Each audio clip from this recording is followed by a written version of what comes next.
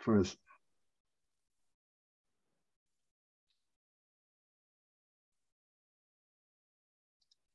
Okay, supervision today we're talking about teamwork and collaboration. What that means?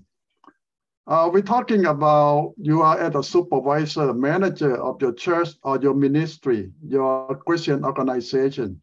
You cannot do anything alone.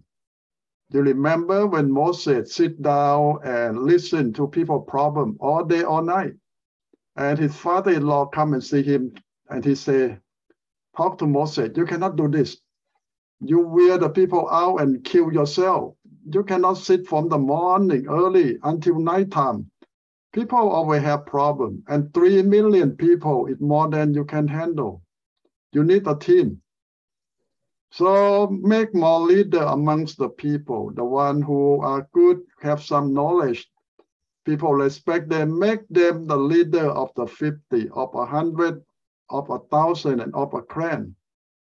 So anything small, they can decide for themselves. Anything big, come to you. So Moses have no excuse anymore. Moses always know that he the best. Yes, he is the best, but still cannot do everything by himself. Too much.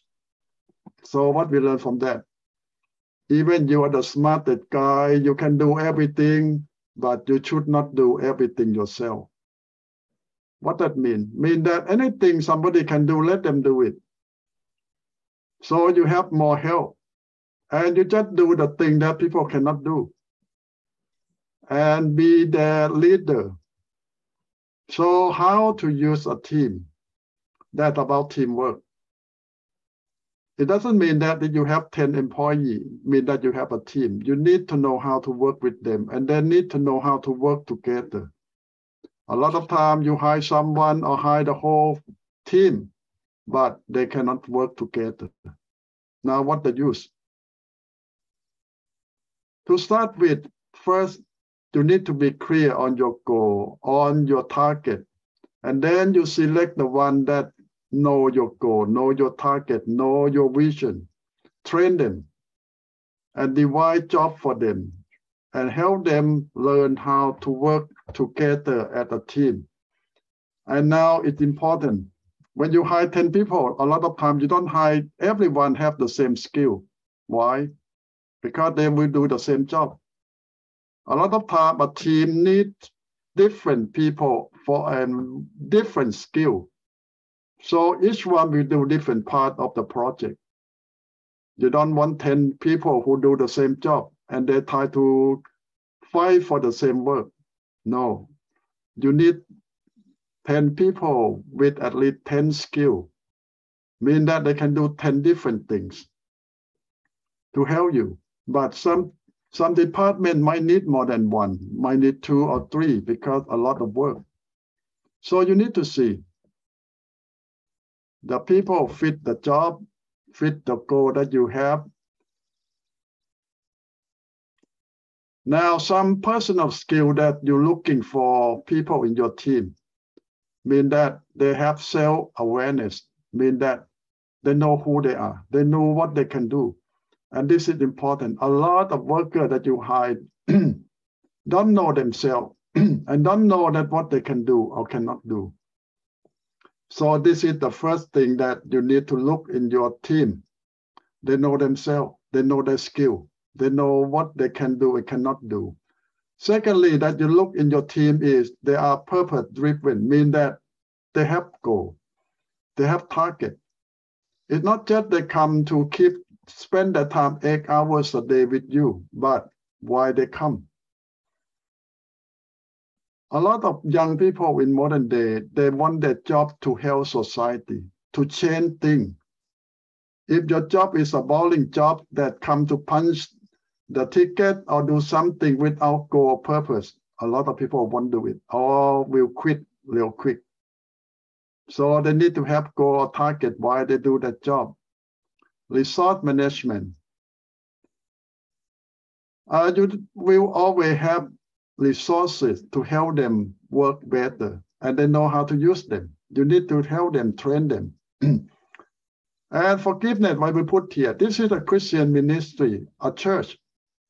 One important thing that your team need to have is ready to forgive all the time, because we all make mistakes. And as a team, it happens all the time, but we ready to forgive. Collaboration too. The main tool of collaboration is open communication, meaning that each one can talk openly to one another, and they have the way to communicate through email, through text, through phone, or face-to-face. Don't limit their communication. Then they open up about their problem. When they face problem, they don't hide it. They don't keep it for themselves. It's a teamwork. So they need to share. And what else? Address problem, learning opportunity, mean that your team will have a chance to get promotion, to do something better, and something that they want to do that they cannot do now, but they have a chance. So this is now soft skill. What we talk about soft skill. Hard skill is always about technology, about something that you need to learn from school, new technique, all this thing. But soft skill is the ability to understand other people, the ability to feel other people's pain, or to read emotion. This is because soft skill. Soft skill is something that we talk a lot in modern day, because in the past we never care about soft skill. We just care about hard skill. But we found out that soft skill make things work smoothly and take the whole team to another level. Encourage innovation in your team, mean that everyone can propose a new idea, something that make the work better. We will listen. Share success, mean that the success is the success of the whole team. So we need to celebrate and to let people know that everyone worked hard for it. Now, this is more definition about teamwork.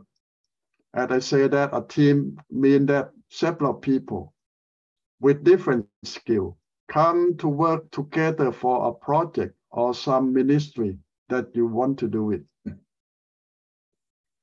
And this is more skill that we're talking about your team supposed to have. And this is more about personal, not about, as we say that we call soft skill. This is more soft skill. It's about relationship, about communication, about how to work together effectively. This is more of soft skill.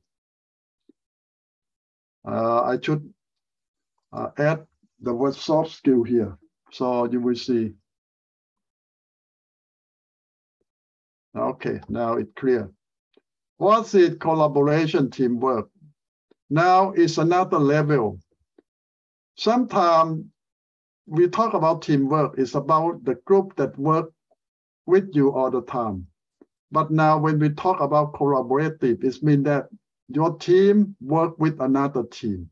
Your project work with another project. It means that you combine two teams, or you work with different companies or different churches. So this is mean that more than a teamwork now, you need to engage more people. 2-3 teams from different churches or different ministry or different department. Now it's more complicated, but sometimes we have to do that way because the job demands that. So there's a lot of benefit that we can get from working together at your team or with another team too. They say that productivity, efficiency mean that we see work have been done faster and more, and the team more happier. And each one can be themselves, can help another person and feel good about success more. Now you see that when you work alone, it's a lot lonely. But when you work with a team, you feel more happier. But now they say, today a lot of people have to work from home by themselves, but the company try to connect them with the team all the time. Mean that even you sit in your own home, but you connect with your team. People come from everywhere and work together remotely. This is some new technology today. They can talk, they can chat, they can work together, even they come from everywhere in the world. And that the technology of today plus the COVID-19 make it happen. It's like our class today. In the past, before COVID, people told me that we should try internet classes. I say, forget it. I don't think it worked. And I never want to use it until COVID hit. No choice. I have to try. And now all classes is on Zoom, internet. Nobody come to class anymore. And that reality. Sometimes situation make us do it, or situation force us to have new idea. But we still learn how to work with it. Now this is all the benefit that they present here. And we can try and see that we can learn a lot more through all this new technology. Because working as a team is always better, because God make us to be a social person. Mean that when God make Adam, God make Eve too. And God make all animals their friend. And then God blessed them to have a lot of children, to multiply. So that God's intention. We cannot live alone.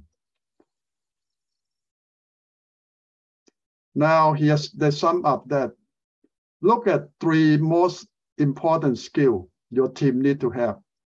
They say that among so many that we mentioned about hard skill, soft skill, there's still some skill that the most important amongst all. First, they say that communication skill. Everyone in your team need to learn how to communicate with one another correctly and to the best result through all technology and face-to-face. They need to know what to tell other people, what they think, what they feel, and what they can do. So communication is everything. And what's the another skill? Accepting the diversity and unlocking creativity. What that means? Today, we know that we come from all over the world, from different culture, language, nation, but we still can work together. And the best thing about diversity is we can make it better by all the differences that God giving us. Make it a plus. Don't think that diversity will cause our team and cause problem. No, if you know how to use the differences, it can be a plus, it can be a good thing. And it can offer you new idea. You see that different culture already try different things in different way. And if you try to do something, they might tell you that we already tried that, it doesn't work. Or you never try something, they will tell you that in our culture, we tried this, it worked very well. So you don't need to try and fail again because they already did that for hundreds of years or for a long time. That because they come from different culture, different part of the world, different company. And that the good thing about you have different people from different culture, from different country or different area of work in your team. It can be a big help. Now, because of the important third skill is you need to have a positive outlook. Your job can be difficult. It might be even impossible. But if you have people in your team who don't believe that they can do it, they won't do it. But if they really believe that we can do it, so that's a possibility. So we want the people who believe that we can try, we can do it. by the help of God, anything possible. But if they believe that they cannot do it, now it's killing the team.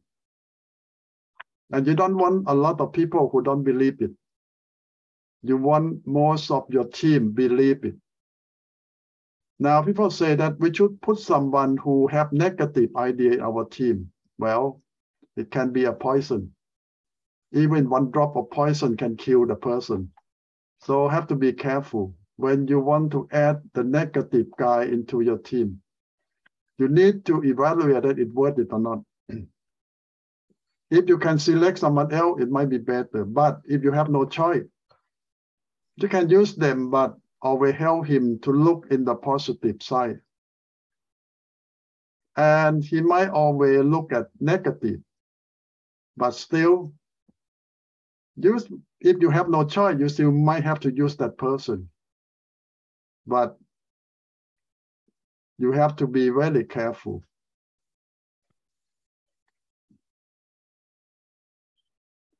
Now they offer some tools that we can use to help your team to work better.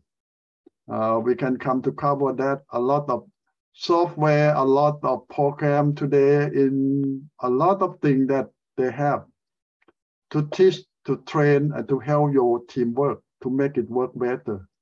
I believe that if you work in some company, or I believe some big churches will teach their team, their worker, how to do work better. And now you see that all kind of company will offer your church some software or some tool that they say that will make your work easier, faster. Like if you use, they say that some company offer me that if you use our tool, your donation will increase 2 times and 3 times. So that they try to sell you some product, but they say that if your team use this, it will help them work faster, easier. Well, if you want to try it, okay. But if you are a small group, you can get a lot of free stuff that can help you, your team. But the key is your team need to love to learn new things. Now, if you have problem with a lot of old people in your team, what you change that? Well, old people can change some if they see that that thing will make the job easier. For example, I went to Thailand and see all the old people use cell phone and use internet, even in the jungle, in the mountain. And they have Facebook. They have everything that we surprised that they know how to use all the technology. I talk with them that why you know how to use it. They say that I can sell my product real fast through the Facebook fan page or anything. And the internet is very fast because they're on that high mountain. All the signal is very clear. So even people in the jungle today or on the top of the mountain, they know how to use technology. They know how to use new software or new program to make their job easier. And they connect with the people everywhere. And now we at church, why don't we know how to use all this skill? Okay, I will stop a little bit and come back for your reflection. Now about your team. Now you think that the suggestion, it worked with your team today? And what is the problem that your team have facing today?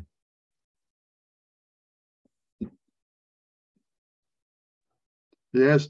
Okay, Nathan. John, you mentioned that to make a team, you don't want to have a team that has negative personality. But to me, I think it's good to have, but don't have too many of them. You always have to have somebody have an if idea, because otherwise you always think about positive, but you don't think about the downside. Life is not perfect, so you always have some negative things can come up. So that's how I see it, but I don't know. Well, believe me, all team at any church will have negative people there. It's like a gift from God. You already all have them. We never lack of negative people in our church or in our team. So it might be the point that Nathan point out that God sent some to you. Now you have problem if you have too many.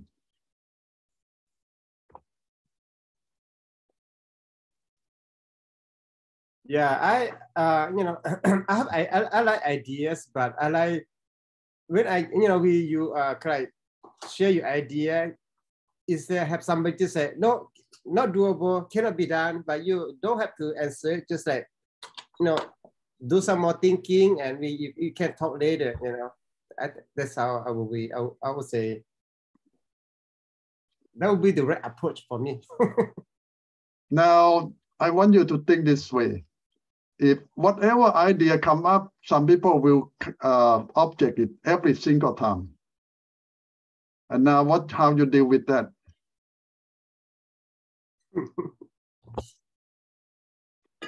It doesn't matter what idea. They will say no. They will say impossible. Yeah. Cannot be done. Mm. Now how you deal with that? Ajahn, can you follow with your ideas as you feel like it, that the Holy Spirit tells you? Yeah, that's a good one point. Mean that you don't give up. You keep repurpose that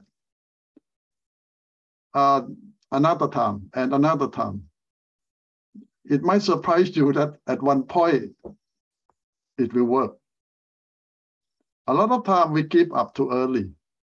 When we have people who say no, and then we give up. But if you don't give up, believe me, after 2, 3, 4 times, your idea will be accepted. A lot of time it works that way.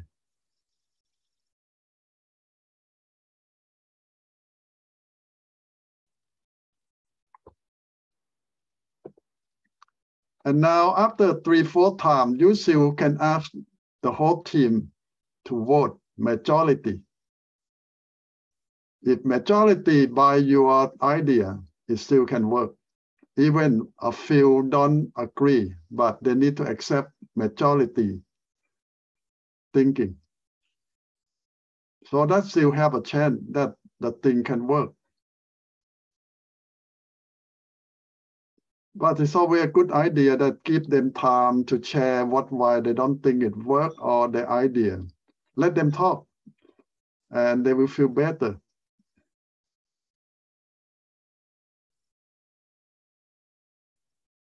So Ajahn, it will be a good idea that if that person say, not doable, not possible, but can we ask that person, say, can you give us more detail, do more, explain more details so we know why it's not doable?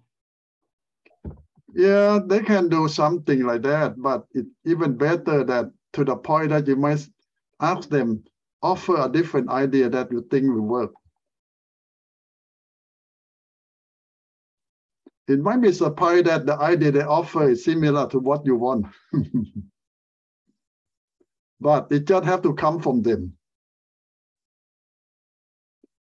Do you believe that? This was the name on it, huh? Yeah. Yeah.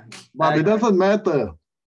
As long as that idea useful for the church or your ministry, who get credit, it doesn't matter. I found out that a lot of time people just want to get some credit.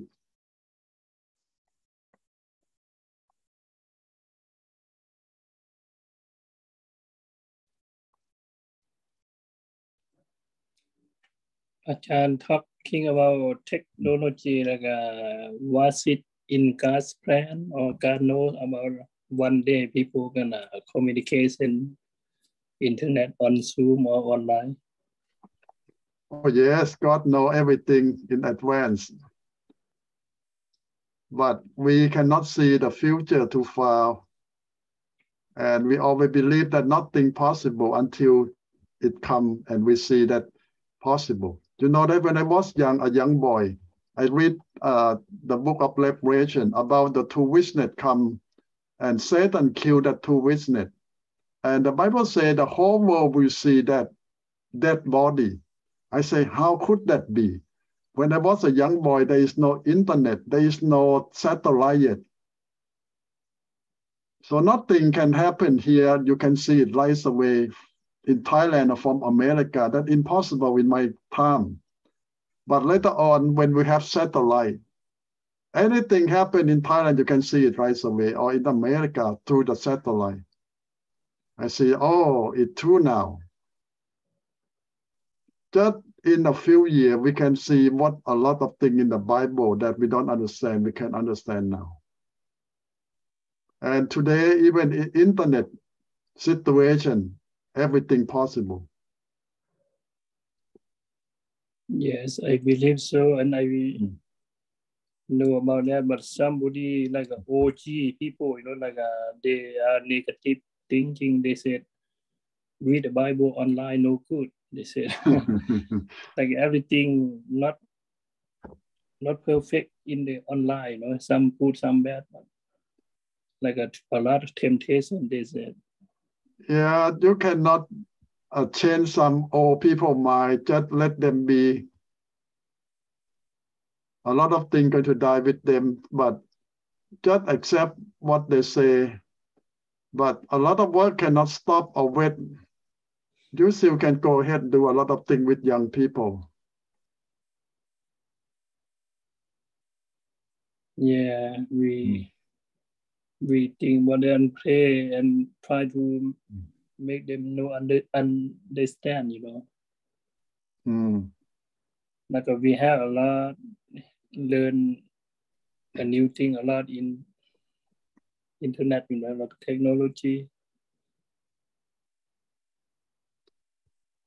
Yeah, so how do you think about training your team? Because now we rely on what they have. But you see that to make work better, you need to let them get training, learning more new things. And a lot of time, our people don't want to learn any new thing.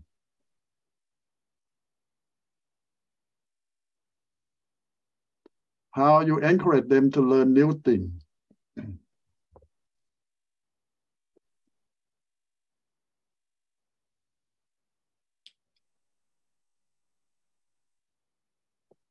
Okay, thank you, John.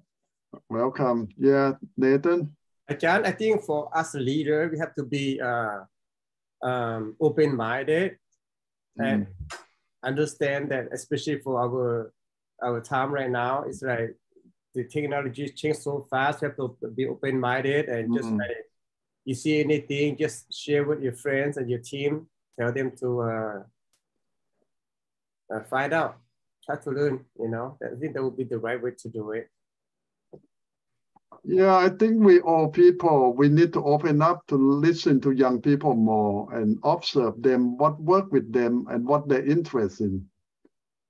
If not, we're going to lose all the young people.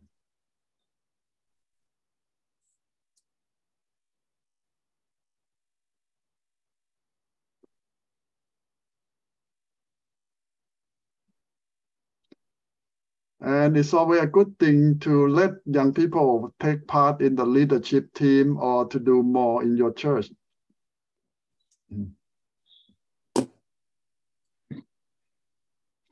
If young people in your church complain that you all people take over everything,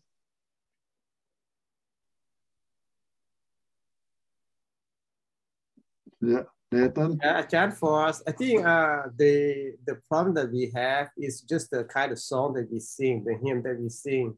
It's not attractive. It doesn't attract them. So I think that's how we are losing them. Yeah. So do you guys sing contemporary songs or the hymn songs? We don't sing hymn song for I don't know how many years already. The worship team prefer the contemporary song. Yeah, okay. Thank you. I'm glad I asked that question. You know, one time American old lady told me that in heaven they only use piano, no drum in church. It surprised me that where they get this idea from.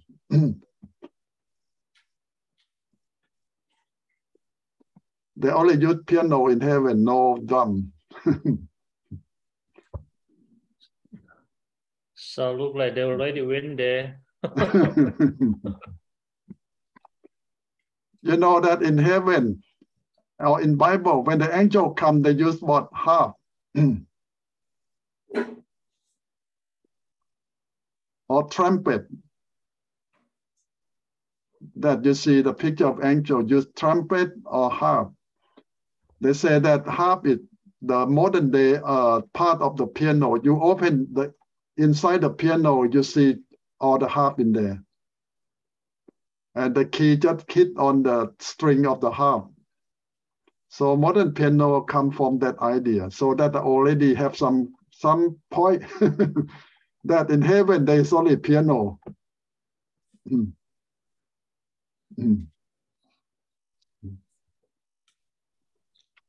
At first I laughed at her, but to think very well, she gets some point.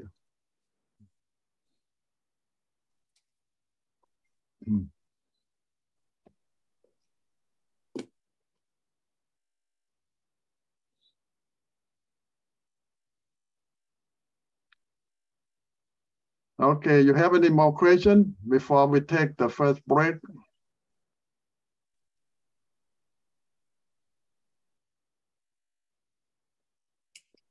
Okay, we will take the first break for around 5 to 10 minutes.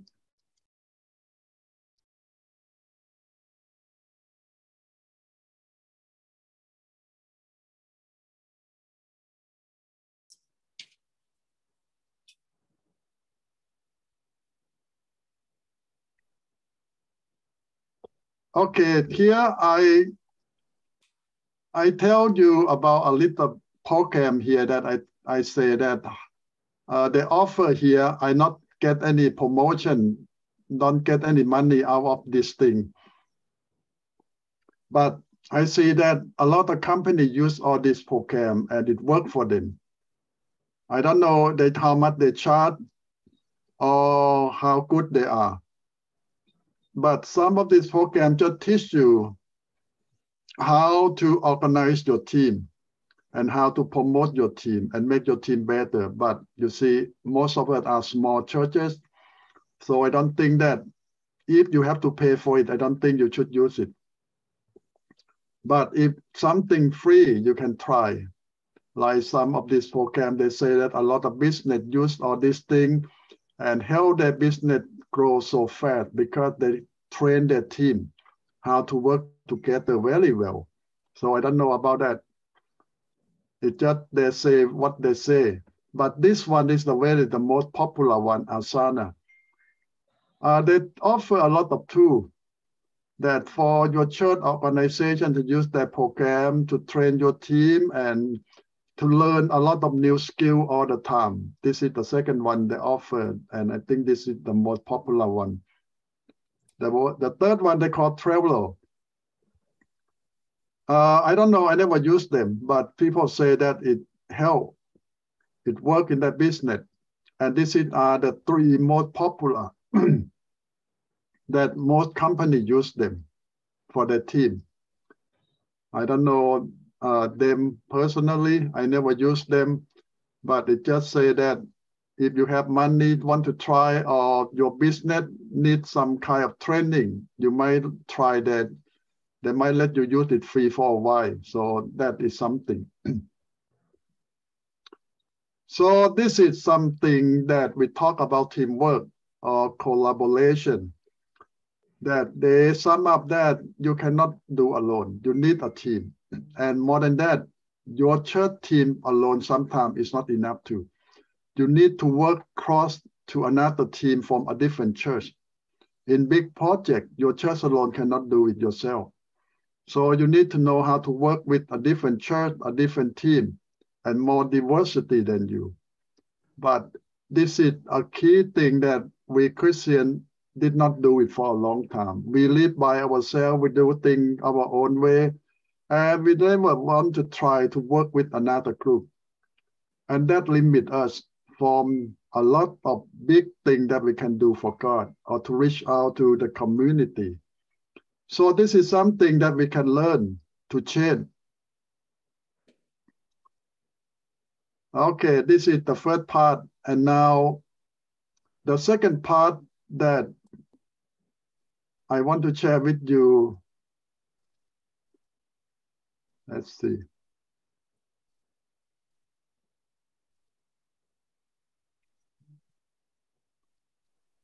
Here, the second part of this week is, we call this is the program to understand yourself and other people in your team. So they want you to try this thing on what it is. It's about how to check your personality assessment. And when you answer the question, I will guide you how to do the questionnaire. And when you finish the questionnaire, they will tell that what model are you? You are the dominant, you are the influencer, you are the steadiness, or you are the conscientiousness. So different kind of personality that you are. Why you need to know about yourself? Well, they say that your team is supposed to have different kind of people in your team. You're not supposed to have all in the same group because you cannot work together very well. So you need to balance different people from different personality in your team. So this test will help you and your team to find out about yourself. Now I will guide you how to use this test. They will have a certain question to ask you from number 1 up to 30. And your job is select the answer that you will think you will do or will similar to you the most for now. So you would have to do that. Select the answer that very close to you now. So after you do all the questionnaire, the question will guide you. And at the end, you will sum up what the point you get. So let me bring you. This thing will help you see yourself and to help you improve what you're lacking. And to make yourself that you already know, this test will tell you that you have a certain kind of quality or personality that can be benefit to your team. And you might be surprised that you never know that until you make the test.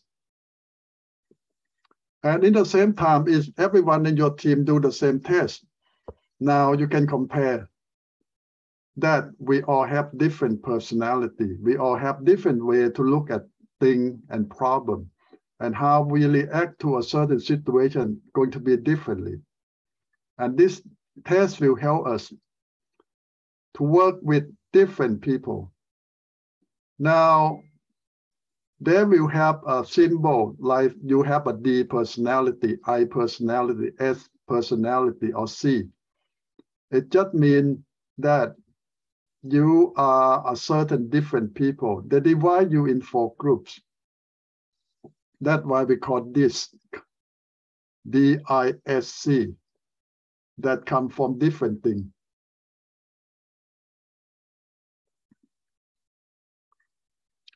I have the test with me, and I will let you do the test later on. But let me explain to you how to do the test. Now here we have 28 group of questions. It's more a statement. There is no right or wrong. Whatever you choose is not about right thing or wrong thing. It's just about yourself, your personality. So when you choose to answer the test, it's question. Now, after you do that, then we can tell you that you are D, mean that you are dominant, mean that you are a kind of want to be leader, or always take over the group most of the time if you are the D type. If you are the I type, you are the influencer. You just talk and people listen to you. You always have good reason. And people always want you to give idea. Now, if you are the S, you are the steadiness, mean that you don't talk much, you don't try to nominate other people, but they can rely on you because you always support it. You're always there. You always do your part. You never give up. You always stay with the group. You are the steadiness. If you are the C type, you are consciousness, mean that you are quiet. You are the thinker. You don't talk. And you don't show up. You keep to yourself a lot. So you like the conscience of the team. You are the one who very careful before make decision. And you might be the last one who decide in your team. But people know that you take a lot of time to make decision. You are very careful, extremely careful. So the 4 group in your team. And as I say that we don't want the whole team to have just one kind of personality because you cannot work together. The whole team cannot run that way. And we need a mix of that 4 kind of personality in your team. That's the best. You might have 2 of this, 2 of that, or 1 of this. But if majority go on 1, now the team cannot run very well. So you need the mix of the 4. Now, after the test, you can tell each one will similar to D, I, S, or C. In business world, we found out that a lot of managers are the D type, mean that very dominant, very leader, that type. But in church, it's not necessary. In church, we have a mix of leadership, come from different style. But in business world, because a lot of competition, a lot of winning, so they need a D type to be the head, the leader. And most of the team have to be D. They want the D. But in church, we don't want a lot of D. We want the mix of everything. They have been doing this test to the worker all over the world, and millions of people go to this test. And it comes out that they adjust their test from time to time and make it very close to what we have today. It means that they can predict very, very correctly about us after we do the test, that who we are.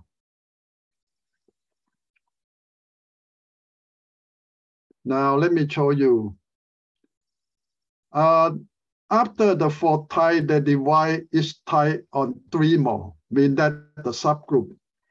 You can be type D, dominant. In the same time, you can be subtype, because D is not all the same too. They divide D on 3 groups. DI, dominant and influence.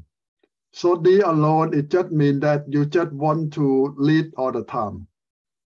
And you don't care anyone follow or not. But the DI mean that you want to lead and you want to influence other people in the same time. So you are DI. The 3rd group, you are DC, dominant and consciousness. Mean that you want to lead, but in the same time, you very careful. You think a lot. This kind of, you might call the quiet leader. Don't talk a lot, think a lot. So this is the subgroup of the D.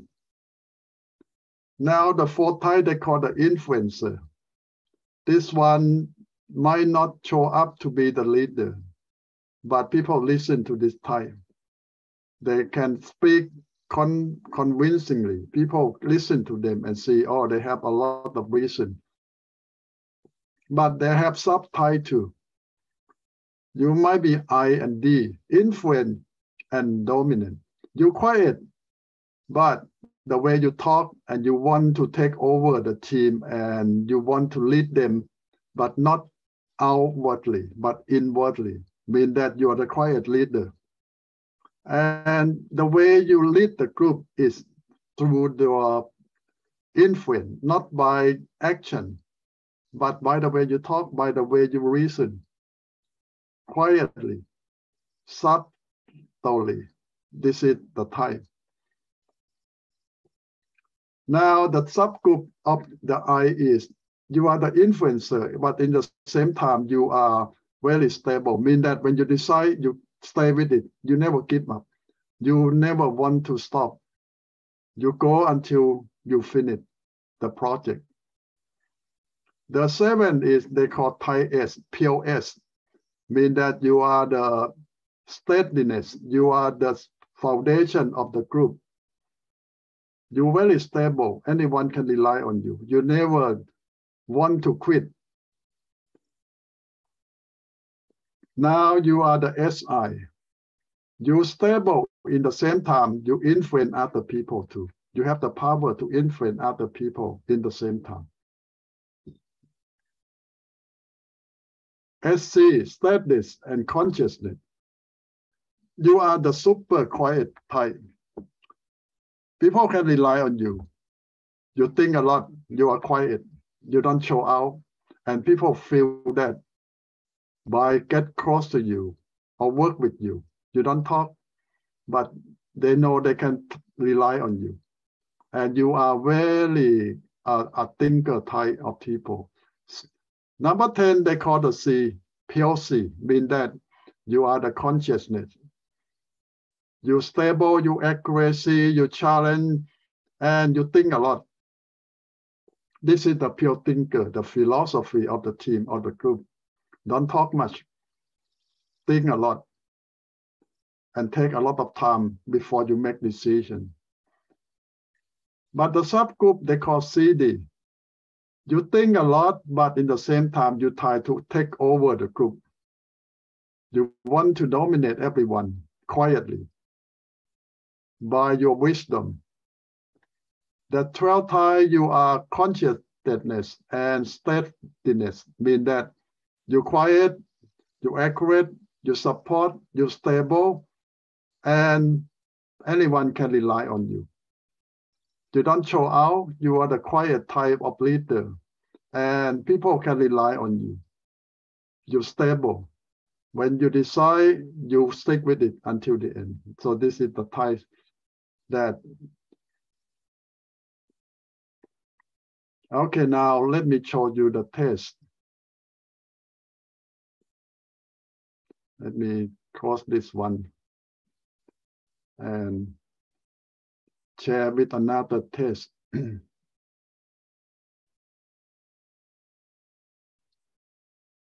Oh, not this one, sorry.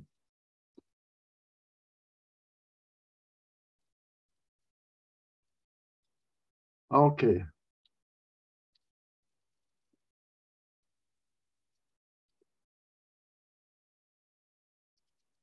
Okay, you see that another new one. Okay, this is the question. Did I send you this screen? You get it? Okay, now let me explain how you do it. If you do it on screen or you print it out, number 1 asks that you have choice A, B, C, or D. Which one is you will likely to be the most? You resistant when you face a situation, you forceful, you careful, you expressive.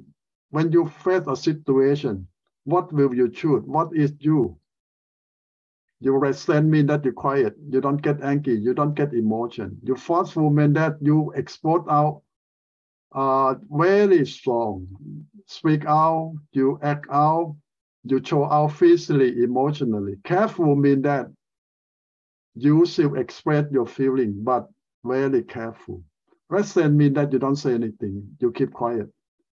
Expressive mean that it's not different from forceful. You talk a lot, but not forceful, more quietly.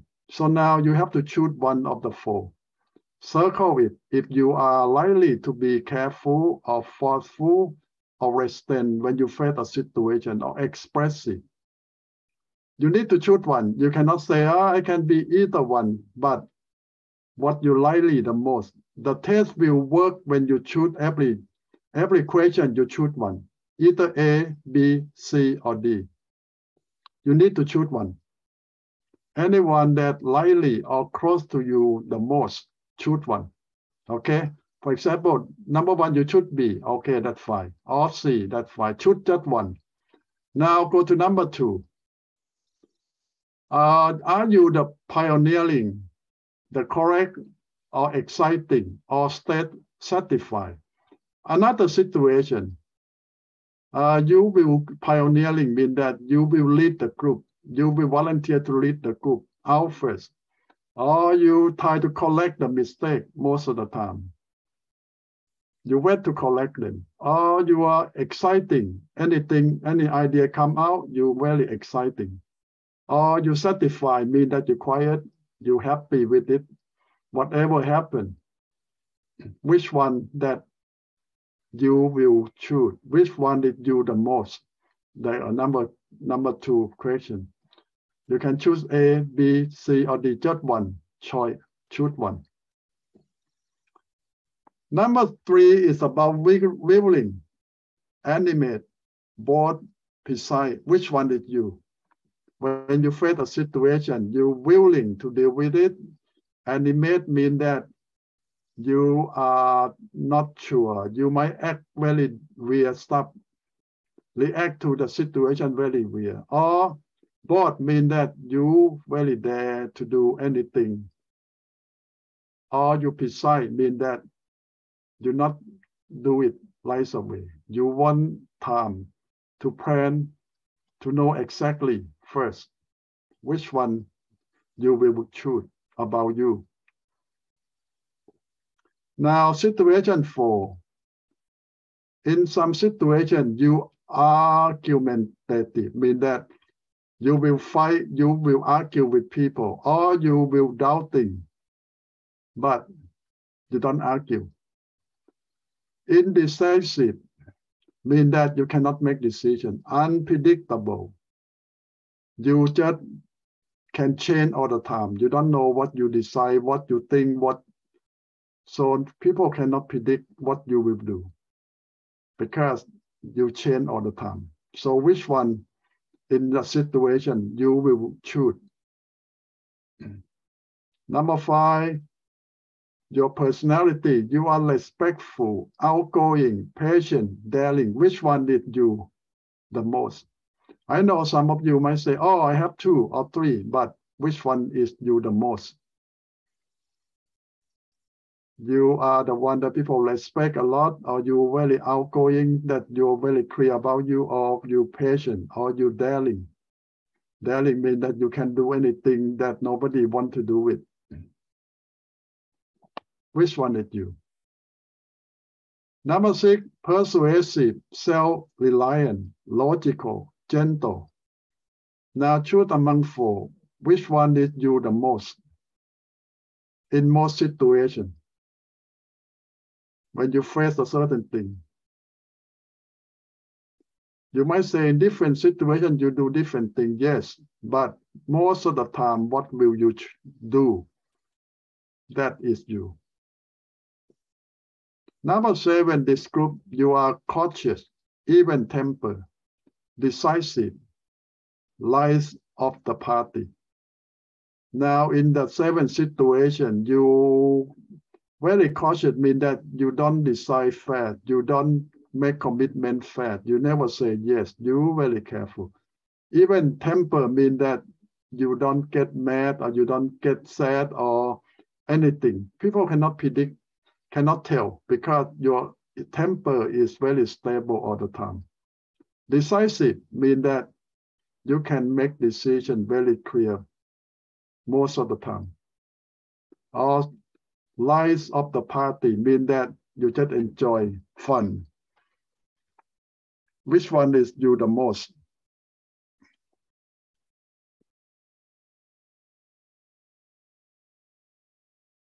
Now, number 8 is about your personality too. You are very popular, or you assertive, you perfectionist, or you generous. Which one tell about you the best? Number 9 is colorful, modest, easygoing, unyielding. It's about you too. Colorful means that you're not just simple. You have all ideas, you can argue, you can, and people say you are colorful. Modest means that you're very quiet. Easygoing, anything okay. Unyielding means that you fight to death. 10, you are systematic, optimistic, persistent, or accommodating. What's the difference?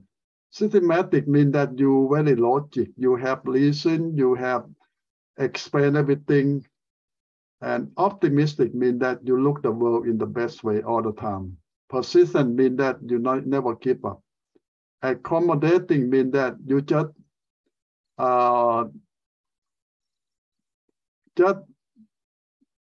let other people get in their way all the time. You don't want to fight. Accommodation means that you just go with anyone or anything who is the strongest.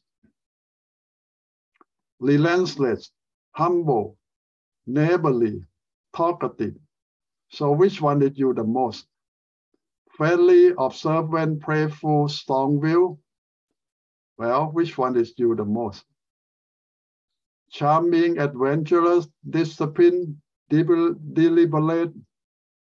You feel yourself that you're very charming, means that you go in the room, everyone look at you and see you right away. Or you just want to go out and have fun in the nature, try anything new. Or you just very disciplined, means that you do everything according to plan and finish everything on time.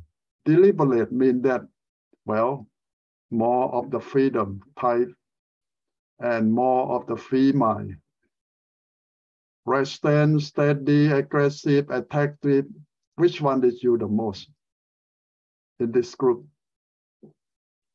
Enthusiastic, analytic, sympathetic, determined.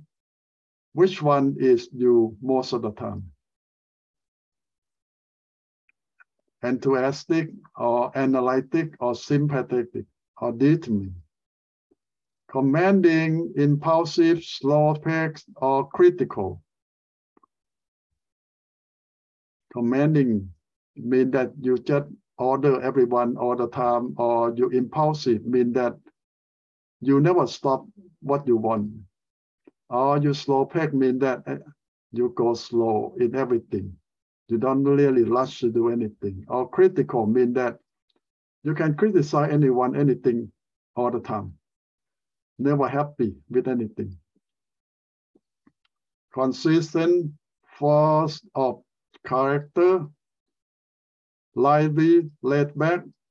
This is which one that you will react the most in most situations. Which one is you? Influential, kind, independent, orderly. Which one is this group that you will choose about you? That more of you. Idealistic, popular, present, outspoken. Which one is you in this group? Now it go on 20, impatient, serious, procrastinator, emotional. Mean that you cannot wait for anyone, anything. You get angry or lost patience easy. Or you are very serious of most of the things. Procrastinator means that you always say tomorrow, tomorrow, never done anything. Emotional means that you get angry, you get sad, you get reaction of your feeling all the time, most of the time. Which one is you? You are competitive, spontaneous, loyal, thoughtful. Which one is you the most? Yes, some people say, oh, several of them, but I think now, or most of the time, that happened to you. Which one will you be? Self-sacrificing, considerate, convincing, courageous. Which one did you? Most of the time. Dependent, flighty, stoic, pushy. Which one did you? Personality. Tolerant, conventional, stimulating, directing. Okay, you have to choose one of each column.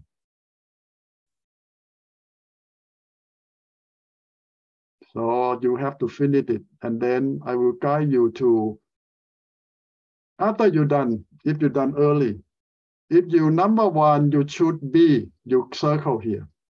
If number one, you choose D, you circle here. If number one, you choose A, you circle here. If number one, you choose C, you circle here. So you need to finish the top part first, and then this is how you score yourself.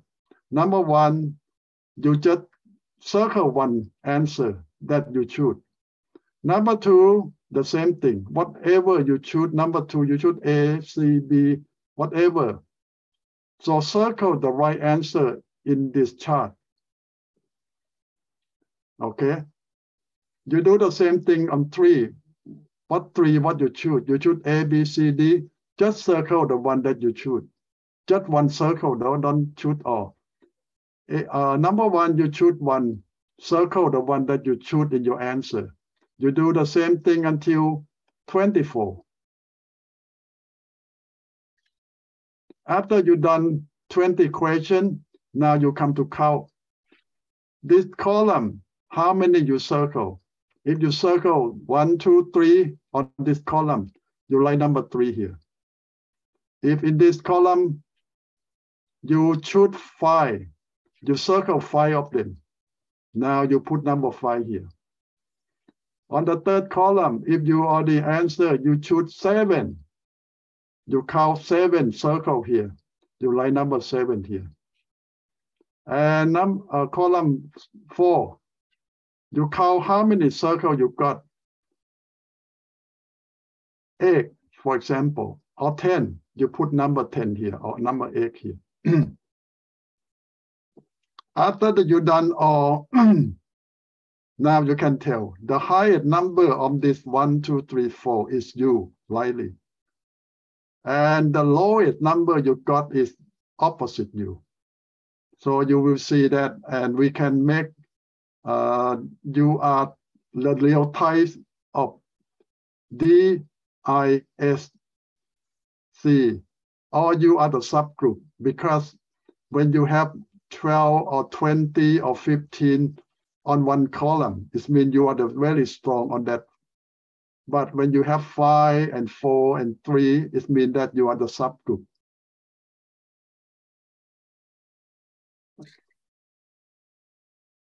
Okay, I will let you ask question if you have question on the form, how to do it.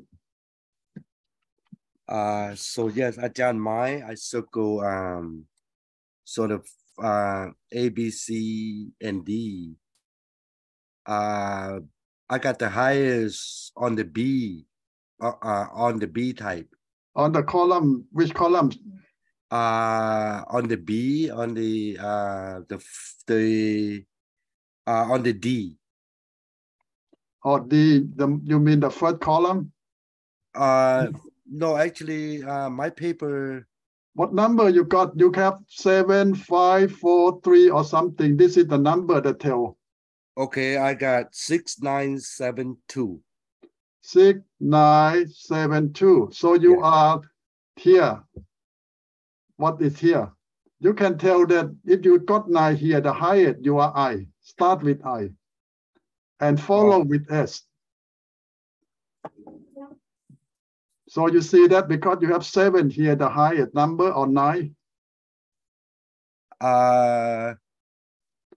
Here, it starts with the highest number. If you got 9 here. Did I do this right? I don't know. Shoot, let's see. You count the circle. How many circles you got in this column? On the I? Yeah. You can count how many one you circle here. This one, the third row. How many circle? How many circle? You need to count circle in each Where column. S see. So I got 1, 2, 3, 4, 5, 6, 7. Then I have 12 on the S. Oh, you have 12 on the S. Oh, What you is are the S? strongest S. You are the pure S. What is that S? S, you have to go to another. You see, this is A is here. If you are D, D is very dominant. So D. I is influential. Yes, C. S is very sensual. Sensuous. Okay, mine. And C is consciousness. So in another paper, you will see that On the back. Oh, I do the wrong.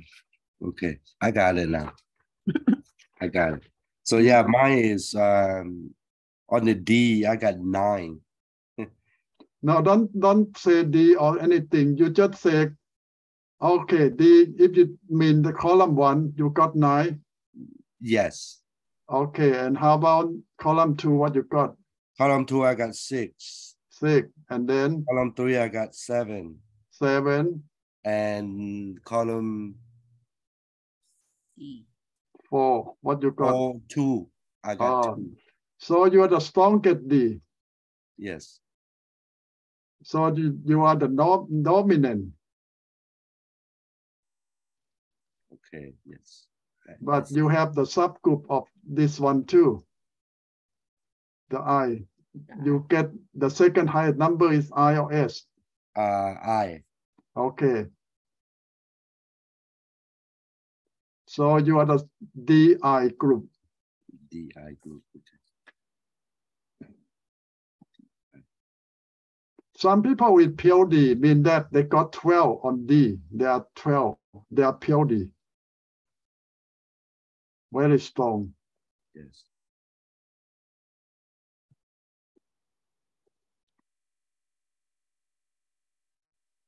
So everyone done with the test.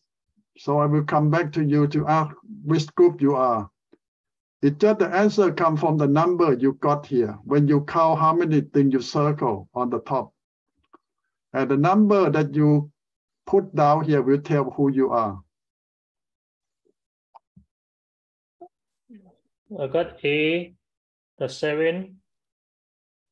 B, I got 6. C and D got 4. No, if you want to tell me, you need to take column 1, column 2, column 3, column 4, because everyone have ABC. Oh. But if you want to do the top here, this is the group D, this is the group I, this is the group S. C. Group A, I got 7. You cannot say group A. Oh, okay. You have to say column 1, column 2, column 3, column 4. You know how to count the number? Okay. You count what you circle in each column. Ajahn, can I explain to San? Yes, yes. Mà giờ mày nhớ chế tụi mày nhớ lại để open cho taoว่าmày bảo hắn là Ajahn này conว่าเราmày phía trên DISC tại làเราmày queen trên gìว่าอย่าค้างเราmày pickอย่าค้างmày queen trênเลยนะเรารู้สุดท้ายว่าเราmàyรู้เศร้าแต่มันก็ไม่เราเป็นสิ่งน้ำเบอร์เนี่ยเราmày queen แต่ว่า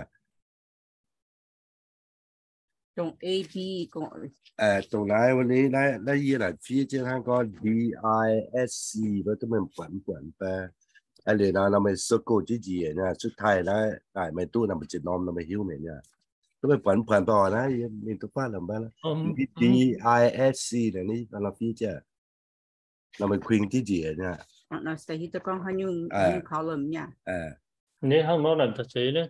Column 1 với A với con sẽ được con này. No, anh nhắn lồng A bao nhiêu lồng là D nữa DISC với A rồi A D liền B I liền C S liền D C For example, son, if you circle number 1, you circle here. You got A here. So okay. Now you come here and write A. circle A, the same thing. You see that? Oh. And then in number 2, here you circle here. It means that you should be. 2, you have B. You come here and do the same thing. 2, you have B, circle B. Okay. Okay, after you've done the 24 of them, now you come to count how many in this column you circle. You count 1, 2, 3, how many circles you got, and line number down here. The same thing, all 4 of them. Now you get what I try to explain. You need to do the first page first. You finish the first page. The first page, every question, you need to circle 1 answer. Just 1. 17, 1, pick 1. 18, pick 1, circle 1. 19, circle just 1. That you are the one who's going to do that most of the time. If you not finish this page, you cannot do the second one. Ajahn, does this need to be done now, or it can be wait? Well, I just explained to you. You can do it later on. Right now, I just try to explain. You know how to do it correctly, the way that you should do. Mm-hmm. Yeah, I haven't done mine yet, but I follow what you say. But I think some people get confused, so we can help with that later. Okay. Now, anyone want to share that what group you are? What do I put if I'm mostly column 1? Mean that you should mostly A. Your answer mostly A. Yeah. How many circles you have in this column? 11. 11. Okay, 11 here. Okay, the answer is not on the first page. Even you collect here, you see that it's all A. You mean that you select mostly A. Mm-hmm. Okay, now when you come to second page, you need to look at where is A here. Number 1, A is here. Okay, you circle A here. Number 2, A is here, you circle here. You have to change your answer to according to the second page. Number 3, A is here, you circle here. Number 4, A is here, you have to circle here. Oh, okay. So you have to do the first page transfer to the second page.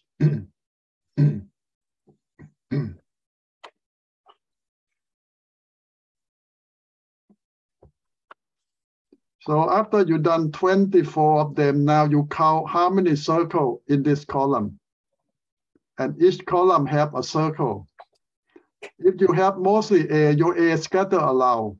It's not in one place.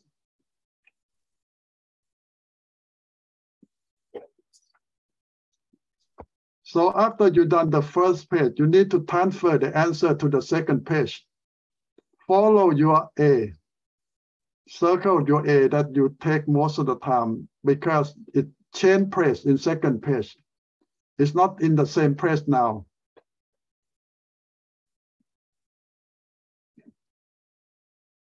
So you need both of them, page 1 and page 2 to compare.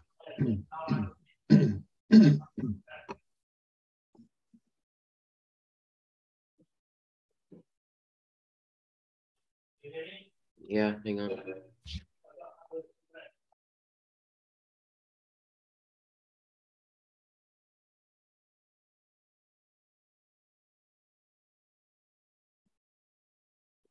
So after you use page 1 to compare with page 2, you count all the circles that you get from each column. And this is the number, the final number that come out. And when you have this 4 number, the test will tell you which group you are in. Then the highest number that you got is the group that you are in. Ajahn, how could be this one, okay? Farm he got on her. That is a tie, okay? Like a first column 4, second column 5, third column 7, fourth column 7 that we can use the D highest and C, right? D and C. D and C and let me see. You do the right thing. Okay, you need, in order to get number page 2, you need to use page 1 to tell. For example, like Chai, he said that mostly he got question. A is not staying the. You look at the second page. A is everywhere. Yeah. So now number 1 A is here. Number 2 A is here. Number 3 A is here. So you see that the A moving around. You need to follow your A. Yeah. Yeah, I did that. Okay, good. So After, I got D and C. okay, then D and C is the tie. But the first column I got 4 and second column I got 5. okay. The other, the C and D column I got the 7 and 7. Okay, so you are the type of SC. Yes, yes. It's So D. you know what SC is? Oh yeah, SC is, let me see, what is it?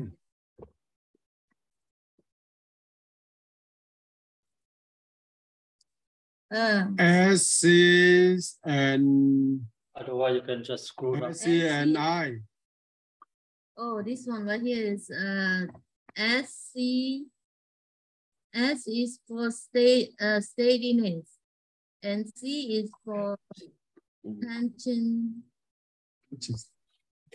Okay, now farm, you are the very stable, mean that you will stick with the group, with the plan. People can count on you, and you very quiet. You think most of the time. Oh, okay. So that means I got a S and C, right? Yeah, you are the type of SC. Okay. So, Cap, what types are you? What number you got? No, I'm not picked yet, Ajahn. So I have to do very accurate because if sometimes this thing, if you know too much, you can cheat yourself. That's why I don't want to cheat it. So I want to make it, accurate. You not do it yet. Oh. Okay, Chai. For me, I got column 4. What number you got? 15.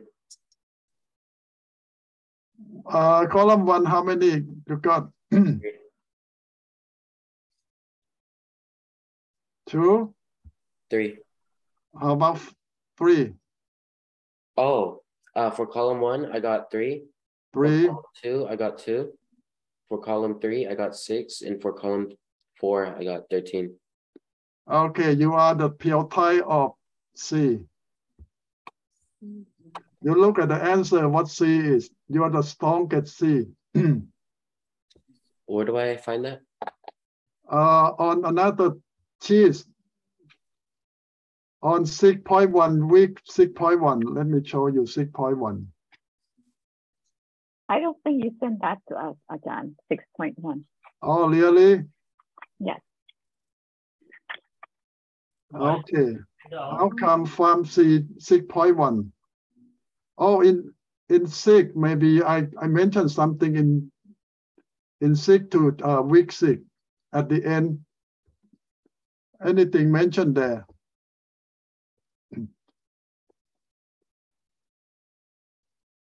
Okay, I can resend the 6.1 to you if you don't have that.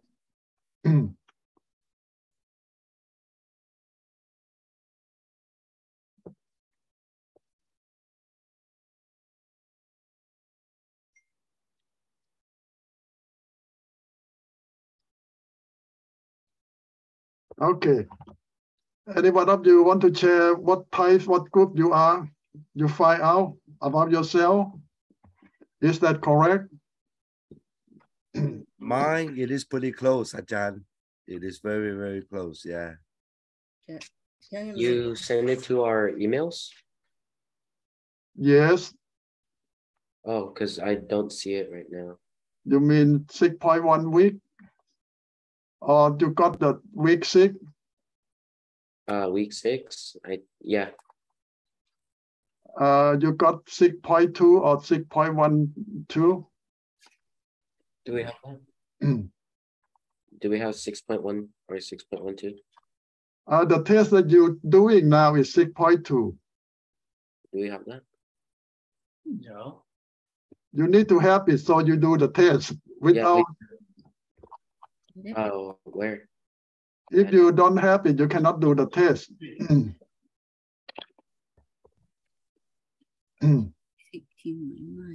I think.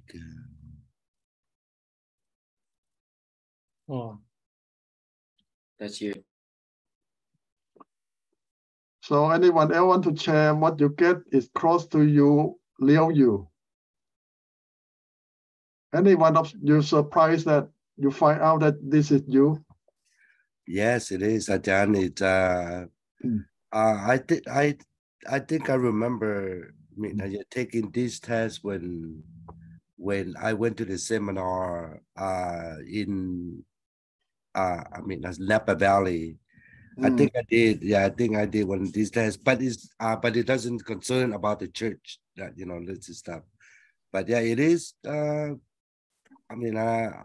Yeah, I think this is me. Yeah.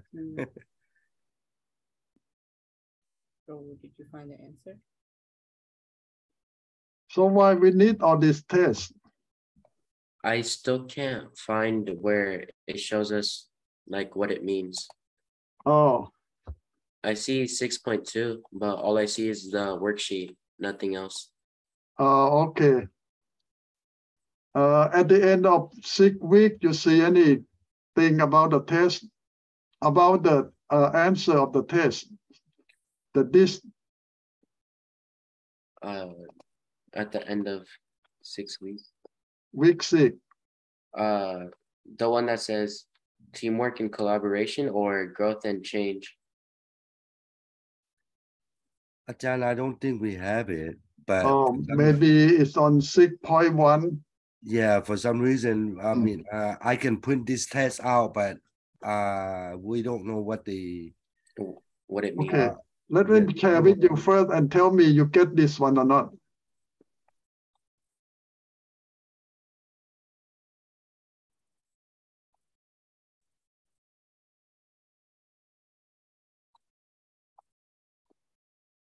Yeah, this is 6.1. Did you get this one? No, we don't get 6.1. Oh, okay. Okay, let me send it to you. Yeah, we don't get that one, John. Okay, I can send it to We you. only get the one, we have to mark that one and only the answer sheet. That's all. We don't have the one John just shared. Okay.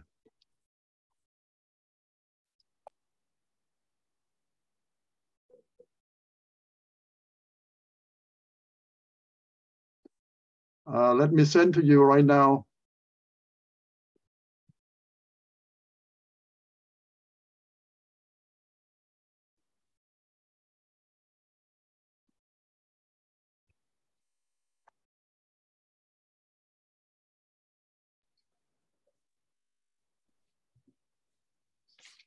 Ajahn, I did not get that either.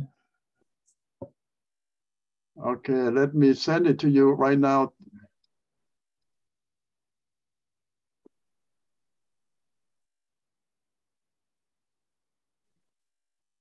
So to God, note 6, chapter 6 and 7 already, Ajahn. Both church history and supervision. Yeah, but they say they don't get. Oh, they don't get the test. The thing is that you send us a PDF, right? Both. Okay. Yeah, I saw that one too. Let's see. Okay, I send you a Thai translating in Thai. I don't know what chapter you're missing. Let me know. Did you send it to us yet, or are you still sending it? Still sending. Let's see.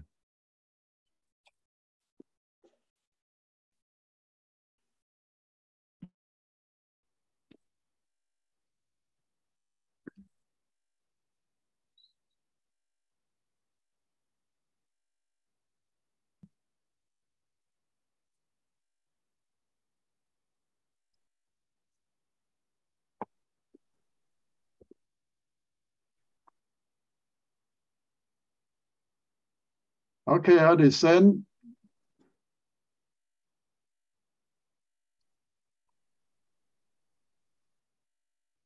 Oh, I sent 2 times. So it just both of them the same thing, 6.1.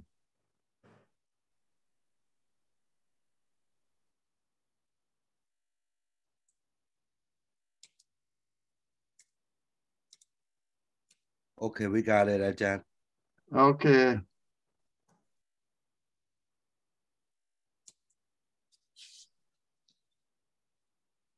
If I did it on paper, I just send it to you on your phone.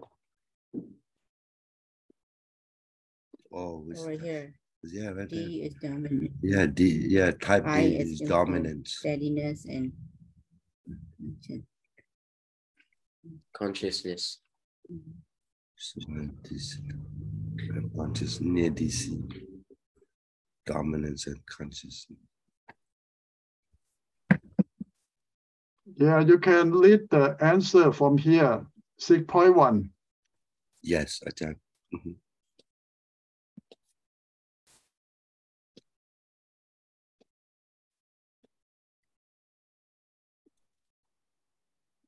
Yeah, if you have the very high number on D, you are dominant. But if you have 2 numbers like D, like Evan, you have D and I, so you are group 2.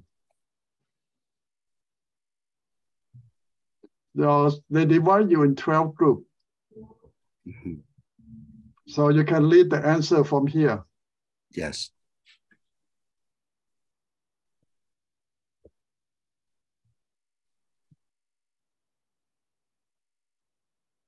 So anything else before we take a break you want to share with us? What group you are and it surprised you? We're still working on it. I just print out the papers. Oh, okay. I don't mind later because I can't. My printer is not close to me. Oh, it's okay. Yeah. Like Kay said, we don't want to cheat, so we're gonna do it right.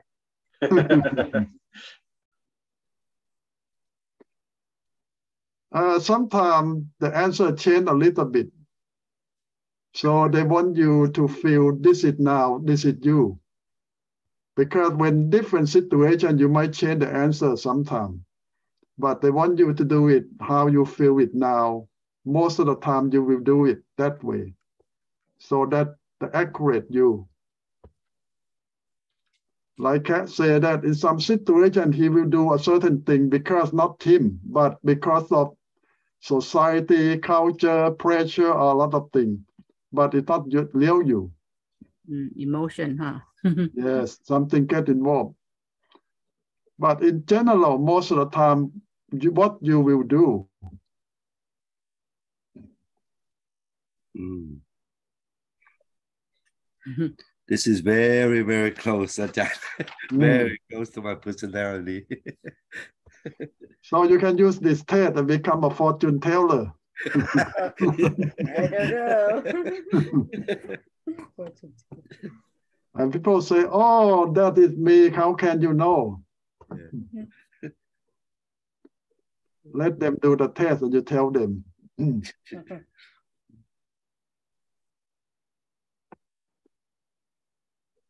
It's more accurate than fortune teller. Yeah. It's interesting.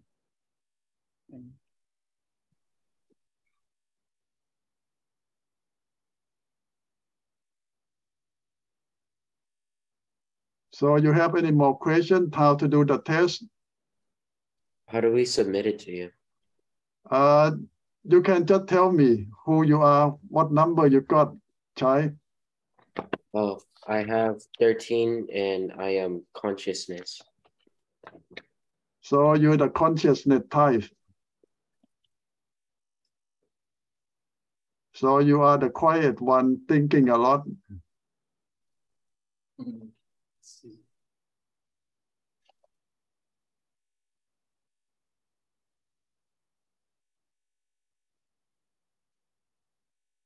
Is your dad the same group? I don't think so. I'm helping him with it right now. Okay.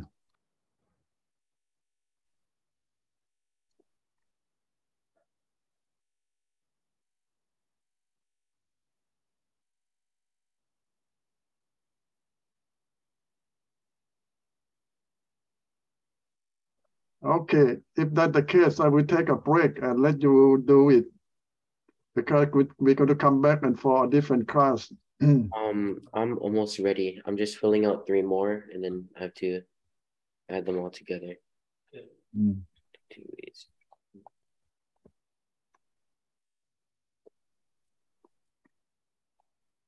So you see that in business world, they do this a lot. And not one time, they will do you many tests. Why? Because they want you to know yourself and they want your team to know about you. Because the test cannot lie. If they ask you, you might try to lie or you tell another thing, but the test cannot lie. This is why they don't ask you, but they let you make the test and they can lead the test. Okay, my dad got 9 for column 1 and 4, but he got 6 in column 3. So what he is D and C. DC. So you can lead the answer from DC from 6.1. Your dad is dominant too, and consciousness. I think he's more column 1 than column 4.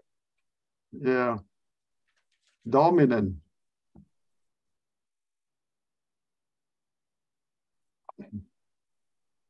A little bit controlling. Well, that makes a good manager. Most business will hire that kind of types of people to be manager.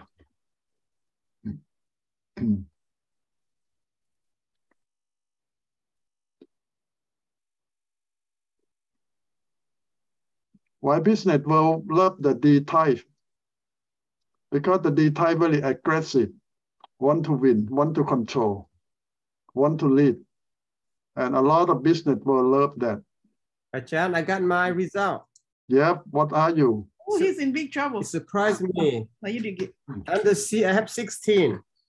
You are C60. You are super PLC. Lead yourself. You are the super PLC. And S, I got 6. The rest 1 and 1. Oh, you super C. I don't know. What's that thing? It's good. Man. Well, you have the number 6.1 week. I don't have it yet. I send it to you.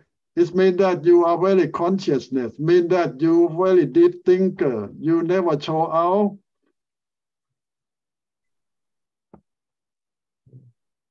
It's not good.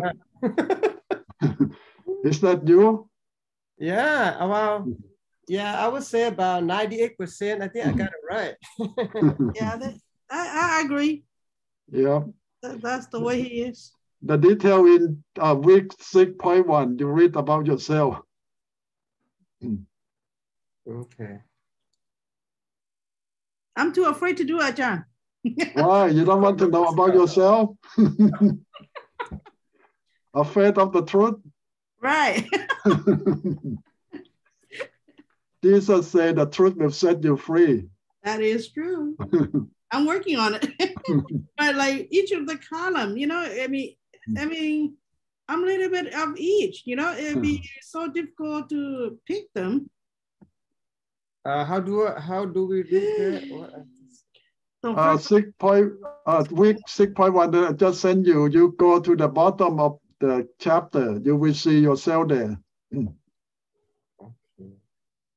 There are 12 trial people, but you are the POC. Okay, meaning subtype. But you are the POC. Yeah, I think it's right. A challenge. Yeah, I like the challenge. Yes, yeah. Achan, I got my answer. Yes, who you are? I don't know. I got column 1. I got the most 8. column 37. What's that mean? No, I mean 2, 6, 3, 7, 4, 3. That means column 1 and 3. You are D and C and S. D and S. You are D and S. Right here, you are D. Dominant. You are not the pure D. You are D and DS. Yeah, DS. You are the DS group. Okay. Dominant and savings.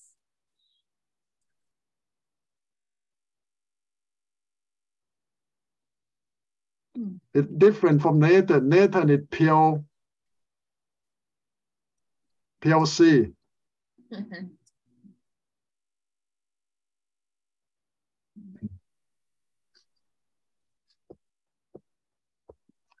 Okay, you can go back and read it again if you want to make sure that that is correct. And if you want to share with us, you can share with us again. There is no right or wrong. It's just try to tell about you. And it's a good thing to know about yourself so you can adjust and you can work with different group of people. If not, you might surprise that why I fight with this guy all the time, because sometimes you crash with the same personality. Or you work with someone that opposite you. Exactly, John. I can holding this chart in my life because this is accurate survey.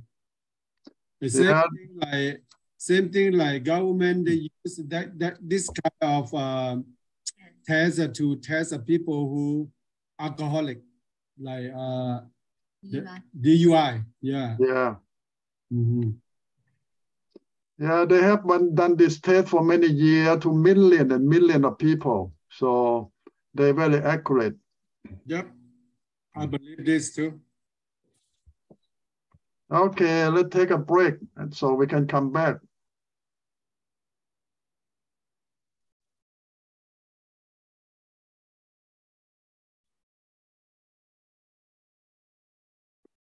Let's see.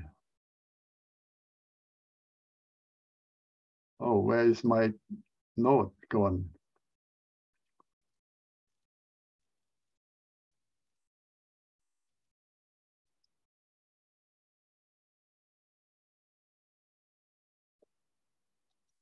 Oh, my note disappeared. Let me find my note first.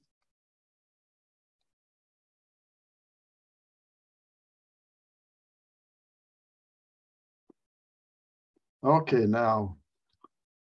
In week 6, we talk about the Middle Age, the church in the Middle Age now. We talk about time from the 6th century, roughly 6th century to the 16th century. So that is 1,000 years.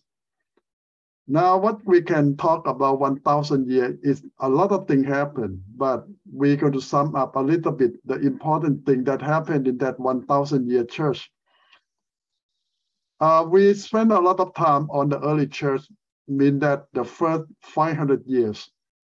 And later on, we will spend a lot more time on after the 16th century. We're going to talk a lot more on the Reformation and on the mission on the 17th century, 18th century, and modern church. But a lot of things why 1,000 years of Middle Age, from 6th century up to 16, why we don't talk about it much. Now, you might call that is, we call the dark age of the church. It means that even a lot of things happen, but no record. Why? Because the leader in Rome stopped everyone from talking about church. The Pope has so supreme power, and he has his killing field all over Europe. Mean that if you challenge the authority of the Rome Church, they send the killing team to kill you. And a lot of people got killed, so nobody say anything. Everybody go underground. So this is why we call it the Middle Age or the Dark Age or the age that the whole church go quiet. 1,000 years, you don't believe that? They control the church for 1,000 years. And in fact, a lot of things happen, but we don't know much. They destroy the record, they destroy the people, they shut everything up, and they keep everyone quiet. That 1,000 years. So modern day, we call it the dark age of the church. So what happened? Something happened because the church spread out with the Roman army. You know that the Roman conquered the world. Wherever the Roman go, the church go with it. But it's not a real Christianity. It's just the Roman church that go with the Roman soldier. Why? When they say that it's not a real Christian church, because all the people, the leader in church in those days are not Christian.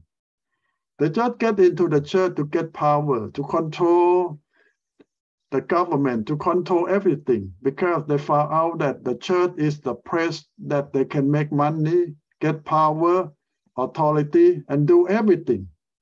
So all the rich person, all the rich people, the royal family send their kid into church to be pastor, to be elder, to be bishop, archbishop, cardinal, and even pope. And they say that they don't read Bible, they don't know Bible, and they don't care. They just come in there to get power, to control all the power, all the money, and to keep on the Roman tradition. Yes, in those days, there are some real believers who love God and want to change what's going on at the leadership. But as I say, they are dead. Got killed, got shut up, put in jail. And this is the dark, dark age of the church. And people always ask, why God keep quiet? Well, it's the same thing that happened to Israelites. Why God allowed them to be slaves? Why God allowed the enemy to take over them for hundreds and hundreds of years, even today, 2,000 years. The Jewish Israel lost their country for 2,000 years, since AD 70, when the Romans destroyed Jerusalem, and the country of Israel disappeared. The Romans changed the name of Israel to be Palestine. Now you get the picture why the Palestinians fight with the Jews even until today.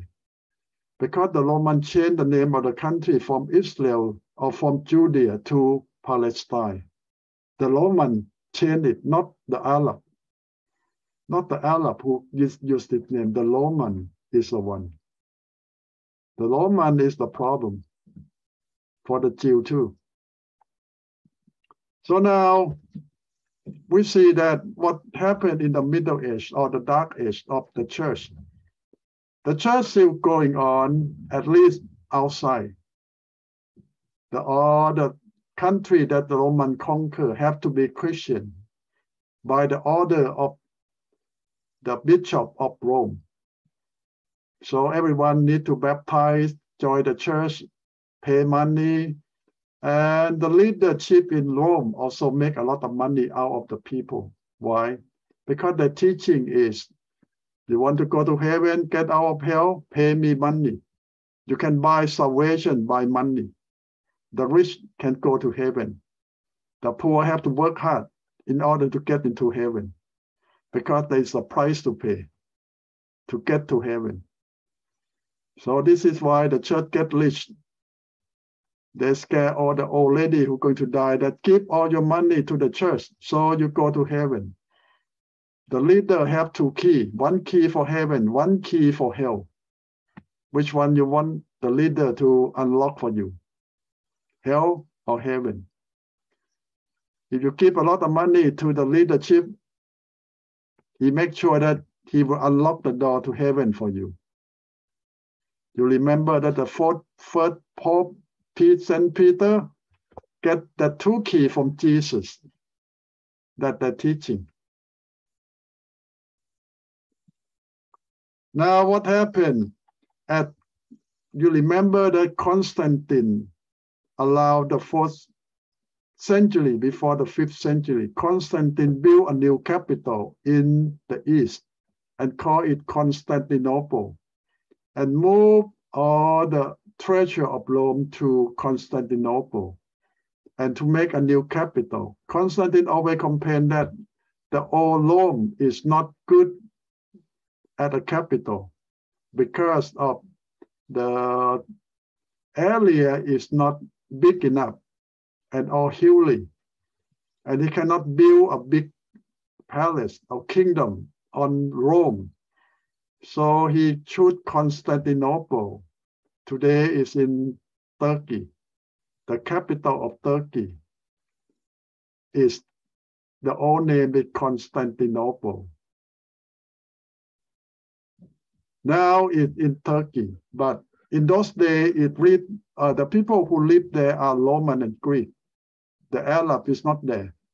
It have to wait at least 300 more years before the Turk, the Arab, move in there and take over the land Constantinople.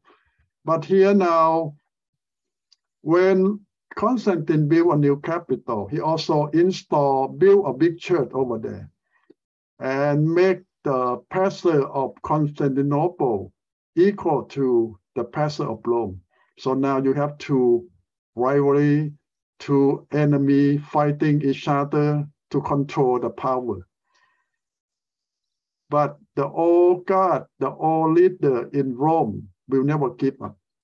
After Constantine's death, they take over the power back to Rome because they still live there, they still have all the investment there, and all the church in Rome want the power back to Rome, not on Constantinople. So they try to kill Christians in the East.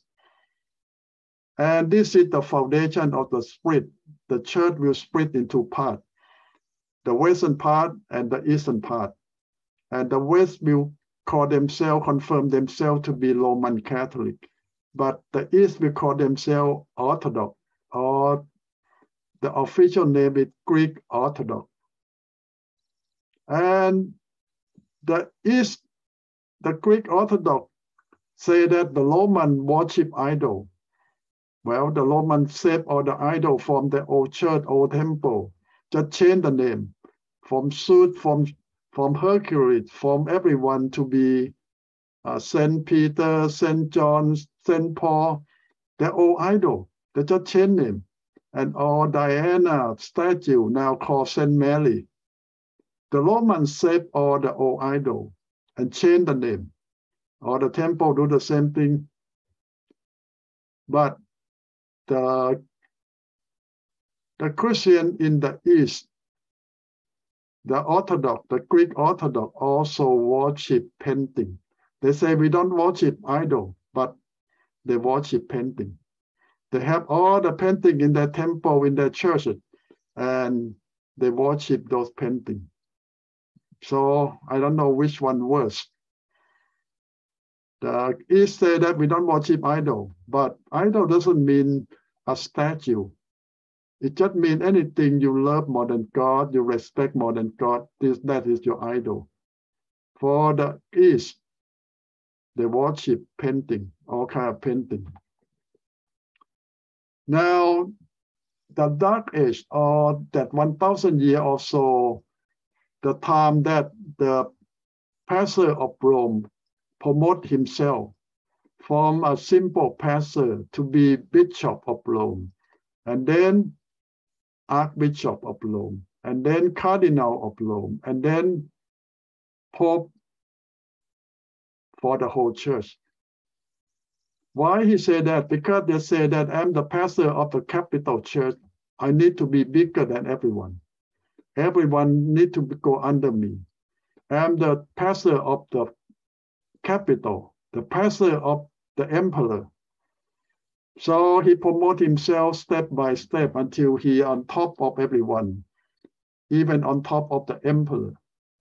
Now even the emperor need to kneel down before him so he can ordain the emperor. The good side is, as I say, that wherever the Romans go, the priests go with them. So when the Roman conquer the land, the priests will make them Roman Catholic too. It starts from the 6th, 7th, 8th century, go on until even the Spanish, the Portuguese, go all over the world to conquer by ocean. Wherever they go, the priests go with them and make them Catholic. When the Spanish and the Portuguese came to America, the priests also come too and kill all the Native American and make them Catholic too.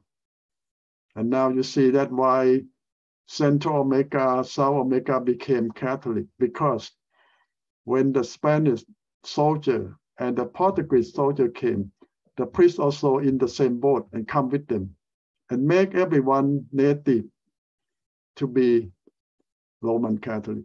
If they have choice, if you don't want to baptize, they kill you. So this is the way they spread up the church. The good thing is more people call themselves Roman Catholic. But the bad thing is they don't know anything about it. And the priests don't teach them much. Just tell them to pray to the statue, to the idol. And that's all they know. They don't read Bible. They don't know Bible. They don't teach about the fact, the truth of the Bible to anyone. Just teach them how to obey the leadership and worship all those idols they give them. But it's spread to all over Europe now because the Roman conquer more and more European. Go to England, the Saxon, go to France, and go to Germany. The Roman soldier conquer everywhere and make them Roman Catholic, but they call themselves Christian. Now the church growing, when I say growing, mean that the number. They count everyone, the land they conquer. For example, they know that in England there are 1 million people. Now they conquer the land and they add that 1 million to the church number. Now they say the Roman Catholic have 1 million more. They don't care that you believe or not believe, but the Roman rule over you. You're supposed to be Roman Catholic. And that's all they count. They count every head from baby up to the senior. Every number they count. So to add on to the number for the church, and the movement keep go on. And here we talk about some important people in those times. Anselm, Boethius, Francis of Assisi, Gregory the Great, Thomas Aquinas, John Wycliffe, and John Huss. These people will have a big impact on the church, even in the Dark Age. Okay, we talk about some of them. Anselm, what's important about him? He is the one who the Greek philosopher and a big teacher, big theologian. And he could lay a foundation on a lot of theology that we know of today. And he is a student of Augustine. Augustine is around the 4th, the 6th century, but Anselm is lived around 11th century. So he learned from Augustine. Augustine teaches a lot of philosophy, Christian philosophy. Augustine used to be teacher of Greek philosophy, but when he became Christian, he used a lot of his knowledge to explain about Christian theology in the Greek way. Anselm is one of who study after him and carry on the way he teach. He's famous because, you see, everyone who get the training from the Greek philosophy will learn how to speak. Public speaking is one requirement. So he became a very popular preacher with his knowledge of Greek philosophy plus Christian theology.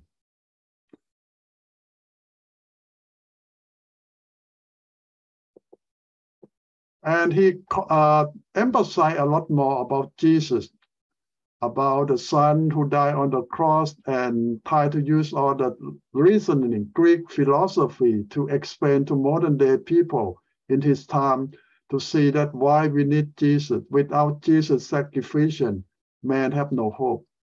This is a step further from what Augustine tried to explain about Jesus Christ, the Son of God. So he wrote a lot of books and wrote a lot of teaching to be Christian theology that we use. So if you say that Paul is the strongest, the one who wrote a lot about Christian theology, the first one, the one who laid foundation of teaching of Christian theology. And St. Augustine is the one who built on what Paul laid foundation on. And now the third one, you might say that here,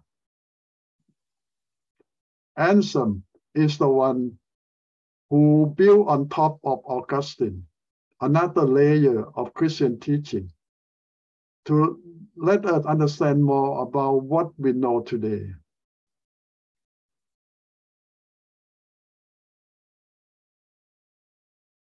Now, another important guy, we call him Boethius. He's a philosopher too, a historian, and a very famous Roman politician too. So what he get involved in the church? Well, a lot of philosophy in those days will have some kind of student, and what he's teaching will be part of the leader of the church later on.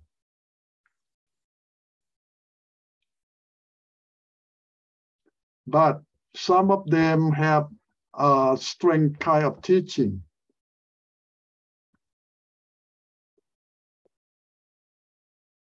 So some of them, when they teach, it's a little bit out of what Augustine or Paul or Anselm have laid foundation. And a lot of them is not serious differences, but for politicians, we use all these things to kill their enemy.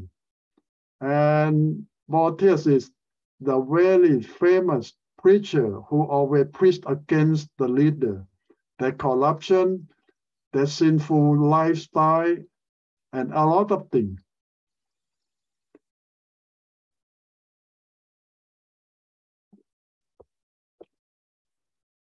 Now he's famous because when people in those days talk about religious question or problem, he tried to explain from the different perspective, not from Christian theology, but from natural philosophy or classical Greek, because he's a Greek philosopher and the student would teach that.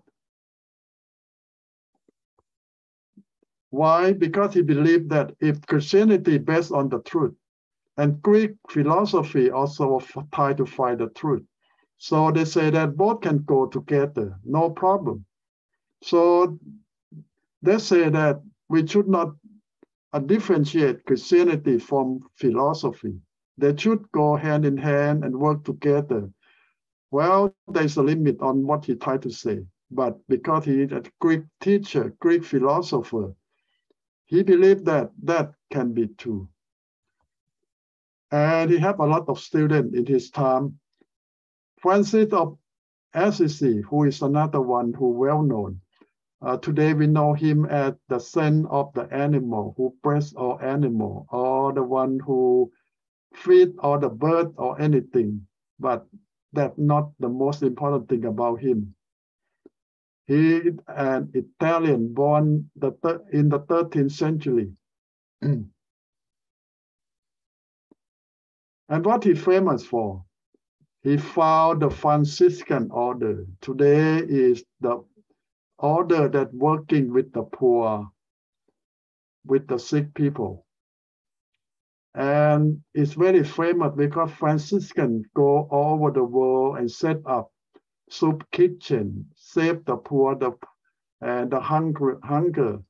and also spread out Christianity, the Roman Christianity, to the world through their teaching. And who is Assisi? He, the founder, the one who started the movement. And even he died 1,000 years ago, his work still here. The Franciscan is one of the very strongest order among all the Roman Catholic brother order all over the world. Now, there's a story about his life. Because the legend said that he saw a vision, and the vision left a stigmata of Christ, a mark resembled the wound of Jesus on his hand. Now, I don't know, somebody said that he made it himself to make it look like the nail cross on Jesus' palm, both hands. And a lot of people who so devoted in those days make the mark themselves. How? Either they use the nail to nail their own arm, own palm, or let someone do that for them. So they can claim to the people that, look at, I got it from God. God made this mark on me. So this name become what they call stigmata. Today, there's still some people who claim that way, that they got that mark from God, the mark of Jesus on their palm, their hand, their body. So we know that psychologically, some people can make themselves hurt by their mind, but a lot of people in those days, they believe that they make it themselves or ask someone, hire someone to make the mark for them. Today, we might say that, oh, that look like,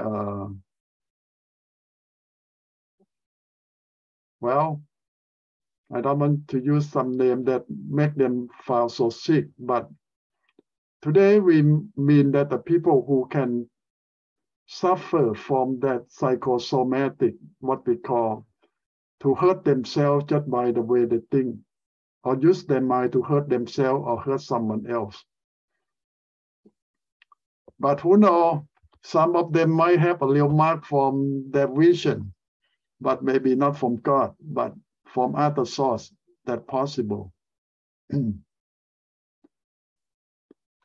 But Francis of Assisi claimed to have that mark from God, and that mark stayed with him until the day he died. But the most important thing about him is he started the mission movement called the Franciscan Brother, who go all over the world and help the sick, the poor, and also start a lot of school. So that make him so famous. That the way they spread the Roman Catholic teaching all over the world. Now, Gregory the Great, he also the Bishop of Rome, and become the great because he do a big mission to European countries, especially to Anglo-Saxon, to the English people, and to the French. So in those days, England still not led by people today. They say that they are still jungle people, no civilization. And the Romans just go there to conquer their land and to bring them to Christianity, to change their life. And the great leader in those days is Gregory.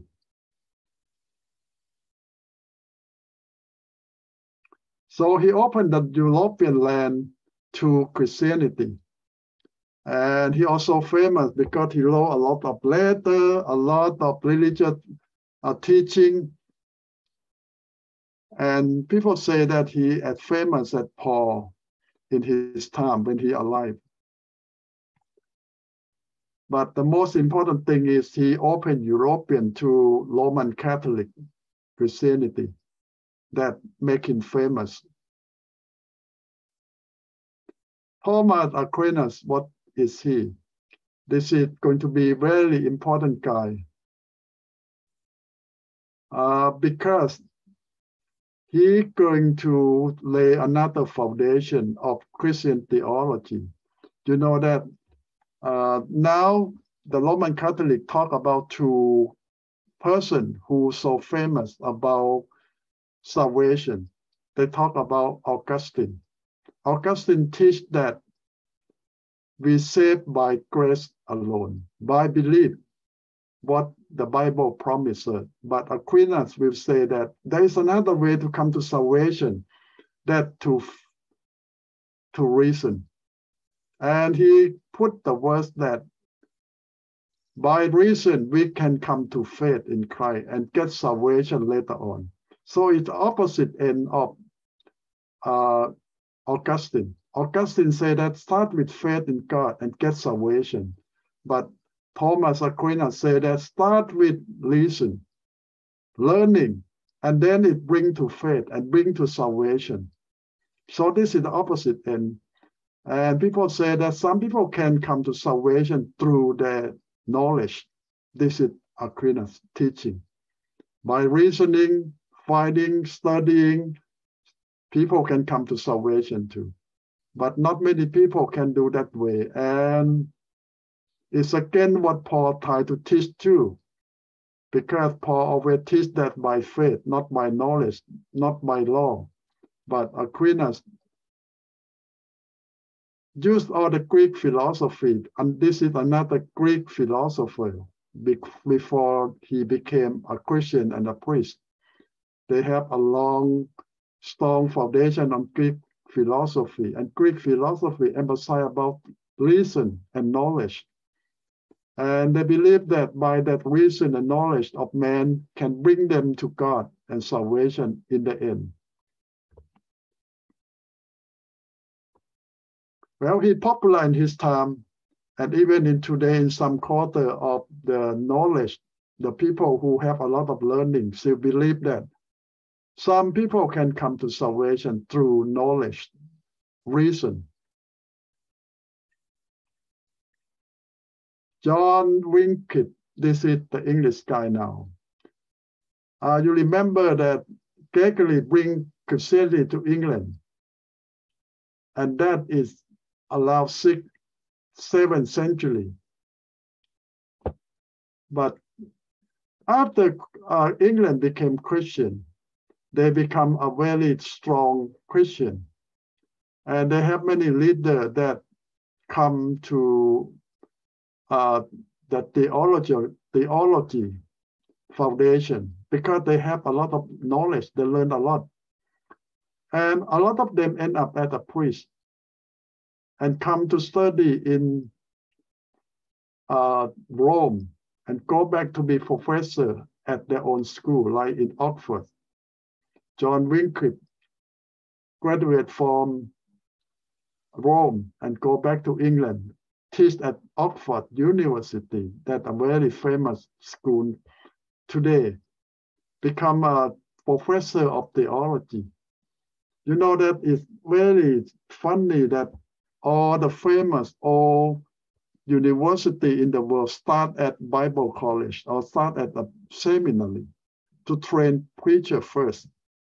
But later on, they add on other faculty, other knowledge, and they forgot about the foundation, that all those schools start at the Bible college or Bible seminary to train preacher or priest. So John Wycliffe teach there. He is a very knowledge guy. And what make him famous? He is the one who start learning Bible and want to translate the Bible into English language. Now you know that the Bible for the whole European in those days for 600-700 years is written in Latin.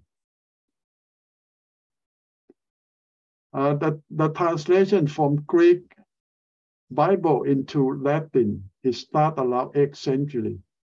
And everyone who want to learn Bible have to learn Latin first. So very few people can understand the Bible, but John Wycliffe is one of them who know Greek, Hebrew, and Latin very well. And he wants to translate Bible into English, simple English for the common people to read, but this is against the will of the leadership in Rome. The leadership don't want people to know the Bible. Besides, they themselves don't know. Besides, they themselves don't care. And they don't want anyone to know the Bible, know the truth too. John Wycliffe also earned a doctorate degree from Oxford. Besides all his education from Rome, he tried to translate the Bible, but the leadership at Rome say you are heretic. Heretic means that you are against the church. Nobody is supposed to translate the Bible.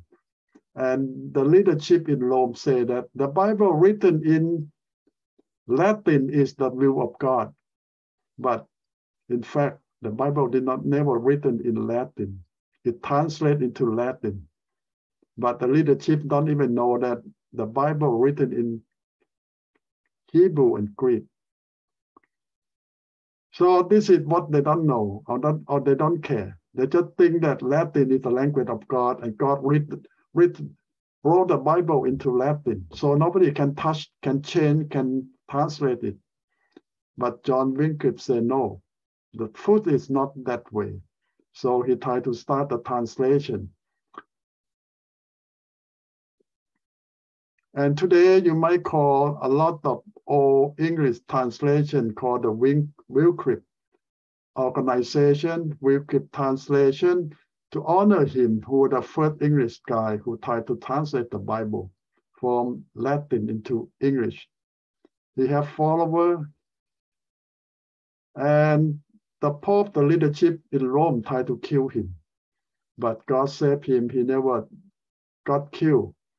And the popular way that the leadership in Rome kill or everyone who teach the truth or teach the Bible is burn them alive in the public square. That's the popular way. John Hush, who is another guy, another English guy. Sorry, he's not English guy. He was the Czech. Today we might call Czechoslovakia, but in those days, part of the empire, Roman Empire, but it's a group of people that they call the Czech. He also the priest, mean that he go to Rome, ordain, study there, and become priest. And also earn bachelor and master degree from University of Prague. And he dared to preach against the leadership in Rome, that they are corrupted, they are evil people who corrupt the church, take over the real teaching from the Bible.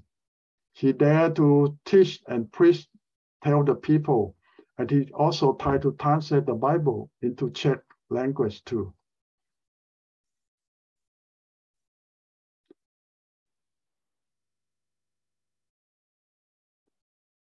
And John has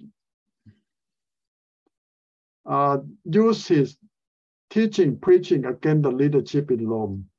Everywhere he go, he preached. He done affairs of the leader over there who threatened to kill him.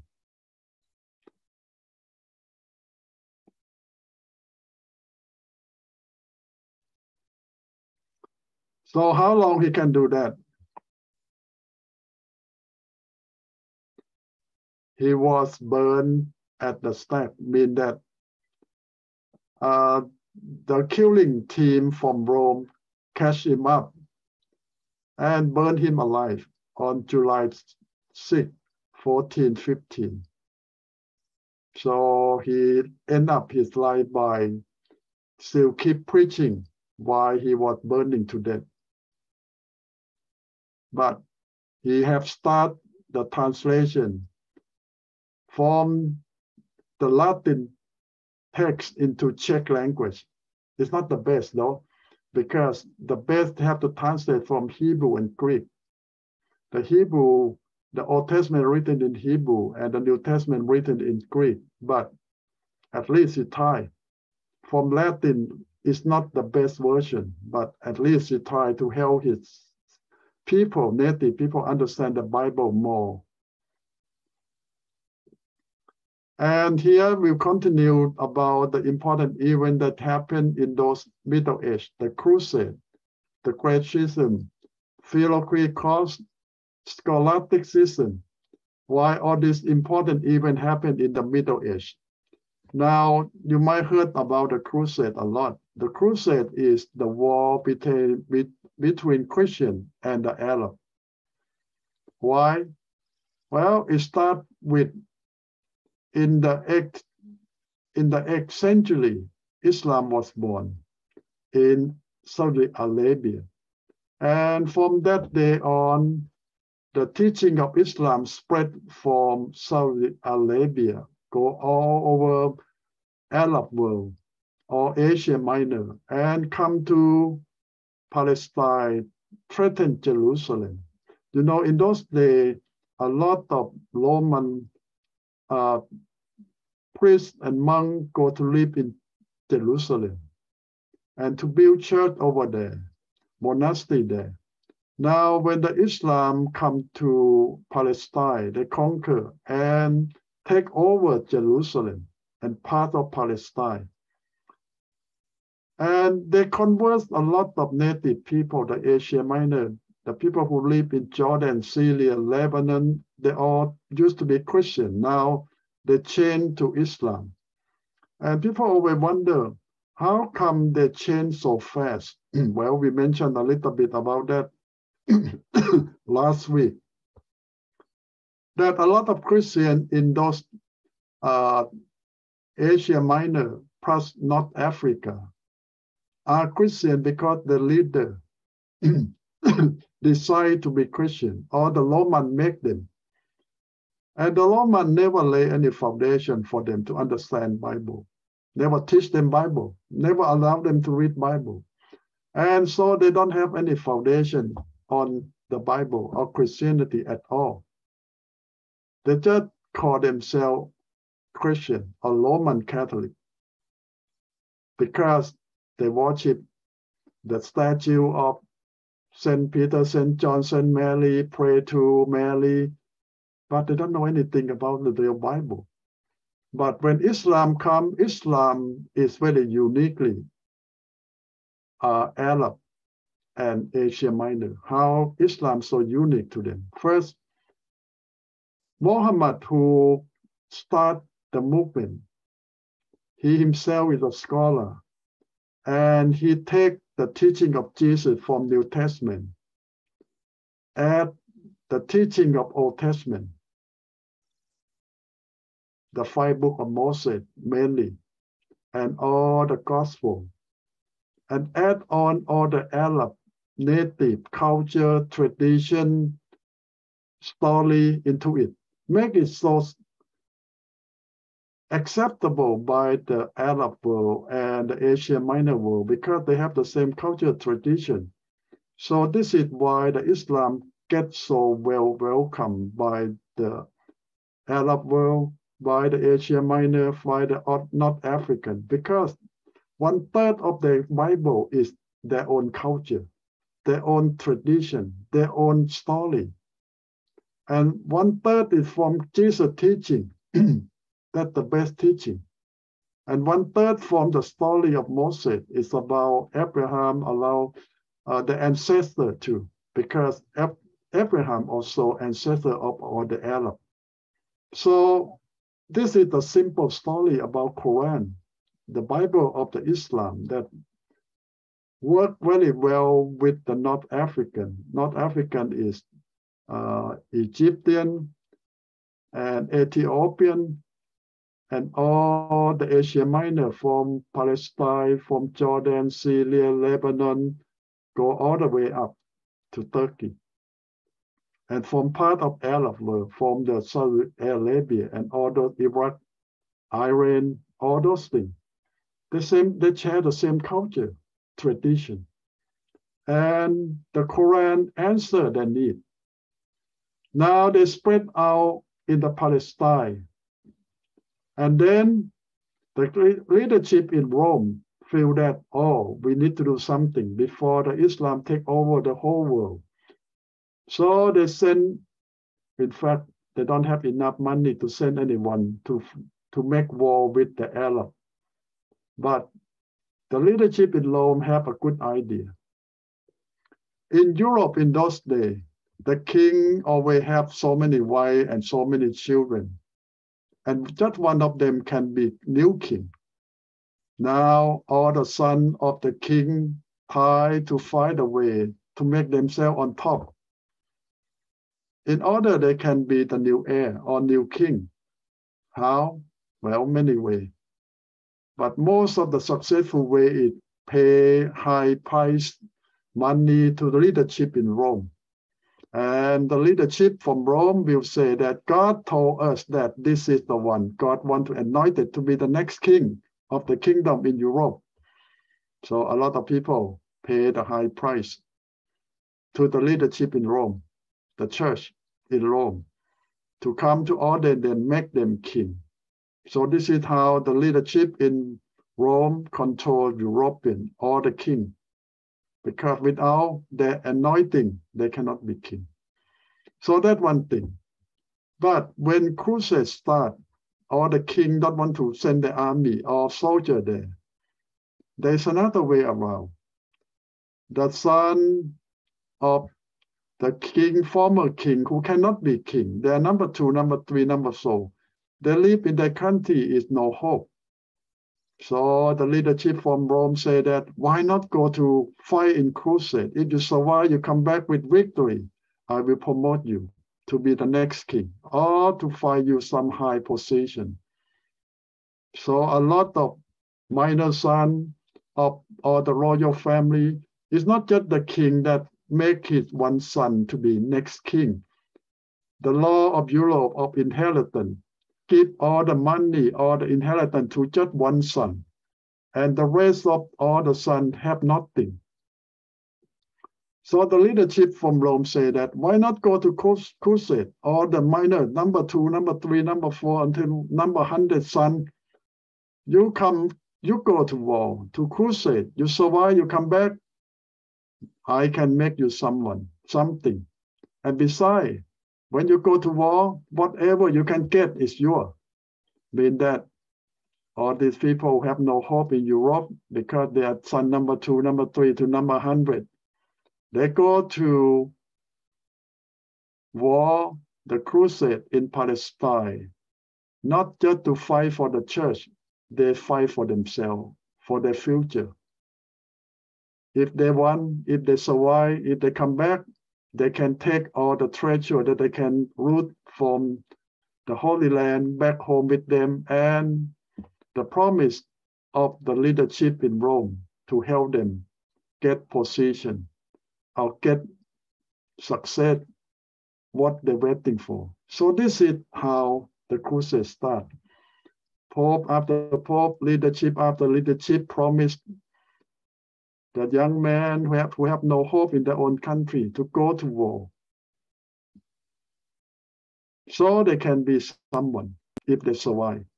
So it's not one time, it's not 1 year. The Crusade will start around the 11th century and keep go on for 300-400 years.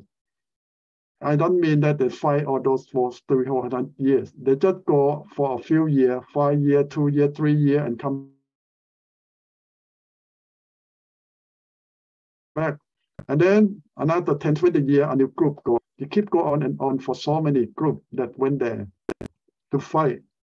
But most of the time, they never win the war. They might make some winning in some small war, in some small battle, but the real war, they never win. The Crusade keep go on for many centuries. And most of the time, they lost. But a lot of them never come back. So the crusade is so important in history of European history and also the church history too, because this is the very low point of the church. Now we talk about great schism. This means just the break, the great break of the church or the split of the church. But this is the polite way to call the church split. The church have broken out into small pieces. There are so many reasons why the break happened. In fact, throughout history, the church break all the time, but we don't talk about it. It's always hiding under the rug. But when we talk about it, it's just a big one, serious one, that the whole world felt the break. But the little one that swept under the rug and don't let anyone talk about it, so it's always there. But we're going to mention just a few big ones. Like the first one, the big one is the break between the East and the West Church, the Rome Church, the Rome leadership, and the Constantinople. Between that become the Roman Catholic and the Greek Orthodox Church, two separate ones. That's a big one. And we already talked about why the split. It's not much about theology. It's just mostly about power. The East and the West leadership want to control the whole power of the whole church, the whole world. And nobody can agree, so they divide. Part of the West become the Roman Catholic, and part of the East taken by the Greek Orthodox.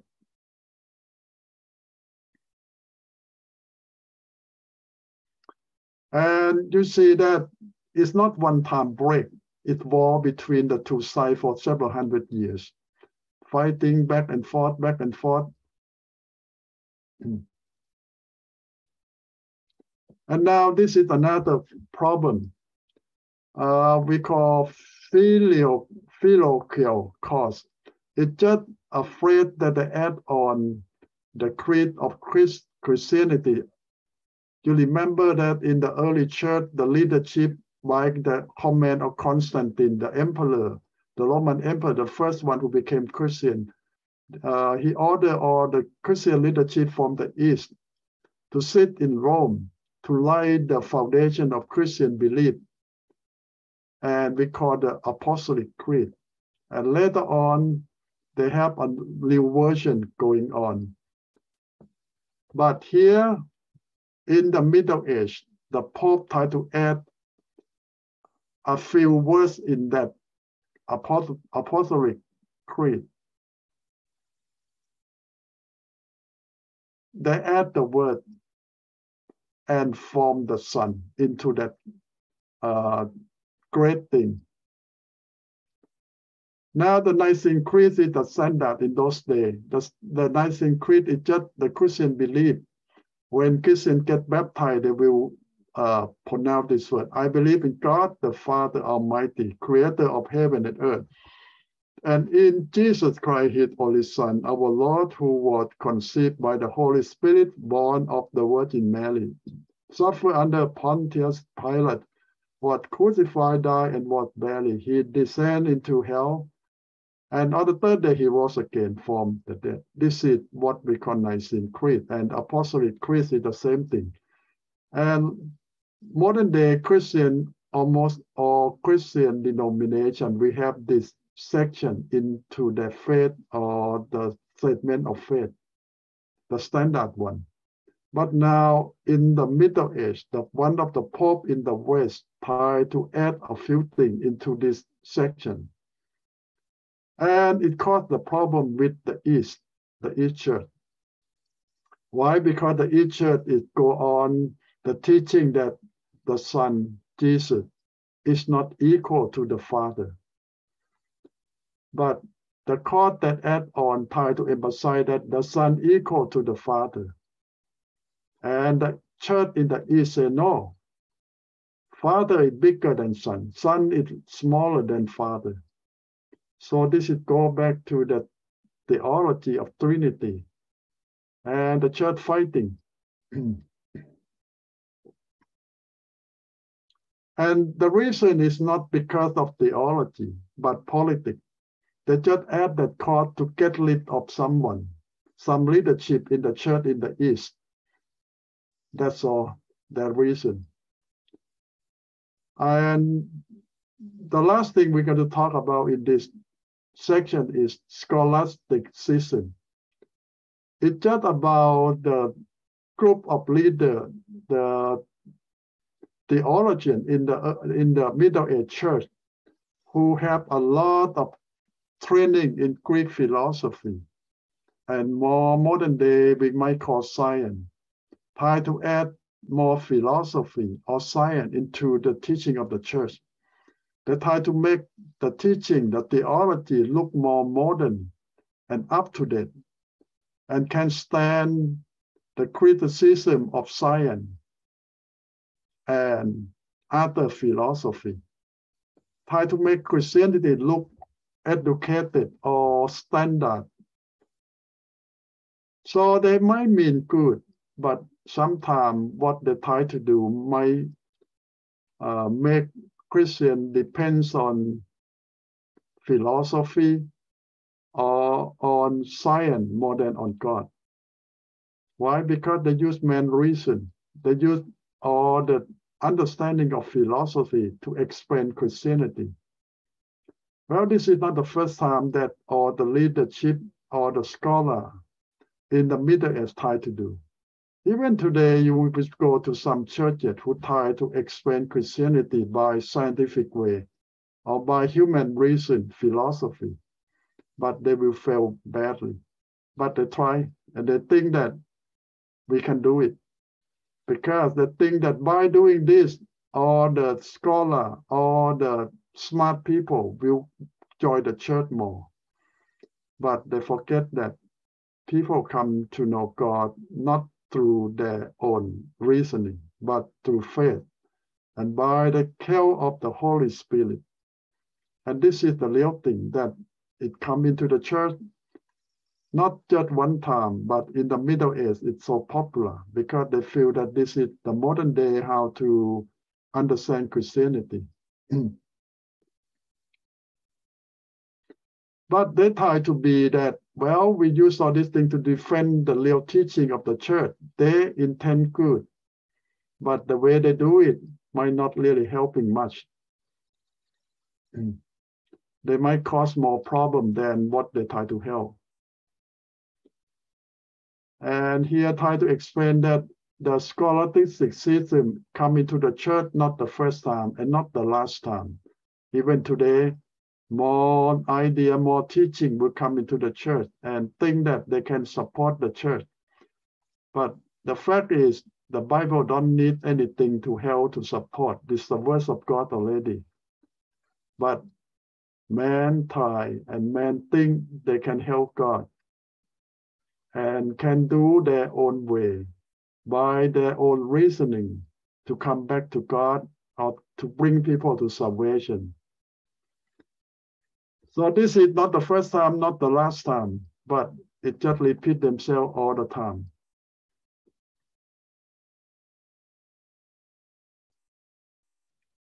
Well, sorry, it might be boring a little bit, but this is all the fact. 1,000 years.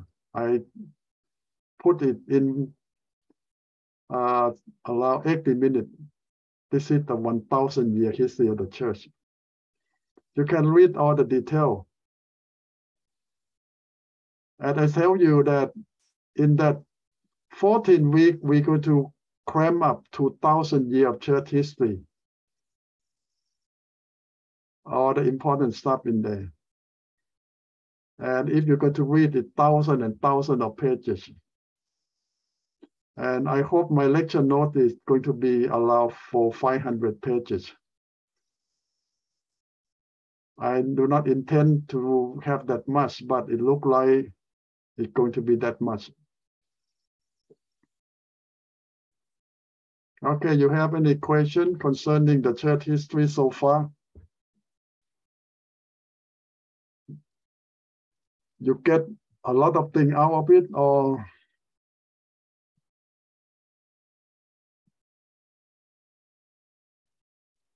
any one of you finished reading the lecture note that I sent you? Nathan? John, I learned, I was wondering why a lot of Catholic people convert to Islam. So I know why now, because they don't read it. They're just like depending on the priest, the father to explain to them. Even today, the church allow people to have Bible, but they encourage them not to read. They say that you will misunderstood. You don't understand. Ajahn, is the leaders that from the, what's it, the 4th century all the way up to the 16th century, is the Catholic leaders that you said the Dark Age, that they prevent people from reading the scripture, and they, like this, you know, like they believe that Jesus gave Peter a key, 2 keys, that one open the heaven, and one open the hell, and they teaching that, and it make a lot of we call it confusion, right, later on, and that's why it's over, like you said, 1,000 years from there, right? And then they, you know, that they control, and they don't want the truth to go out, you know, and they, like you said, they will persecute and kill anybody that, you know, get in the way, until later on we found out that all those people that learn the truth, and they try to separate and run away and, you know, and become Protestant, right? Yeah, we don't have anything against the organization, but the people who control the organization, they are not real believers.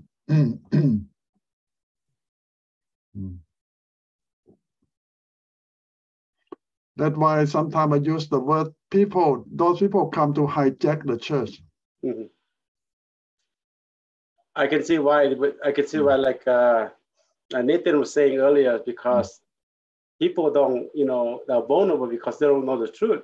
And when the other people come to preach to them, or try to, you know, give them the like Islam and all stuff, and they believe it easy. It's like I went to Thailand. You know, I went to Thailand. There's a Catholic church and the Buddhists join here together like this. When they do a festival, they do something.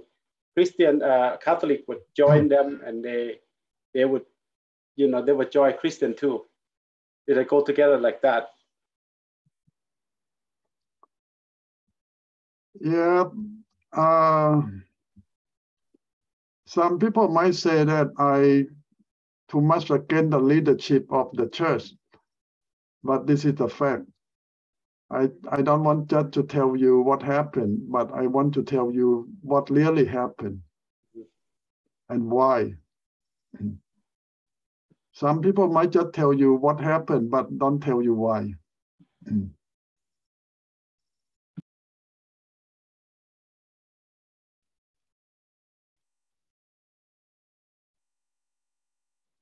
And the problem can even happen today in modern day churches.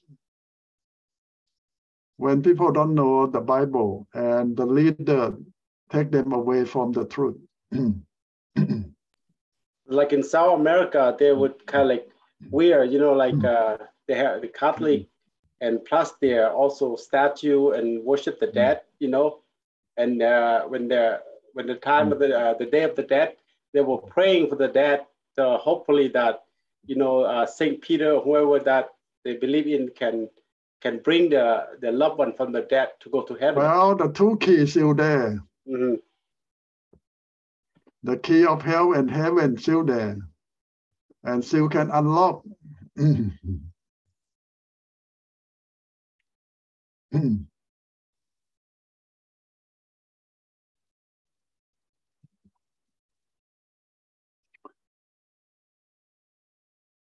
Okay, you have any more questions for today?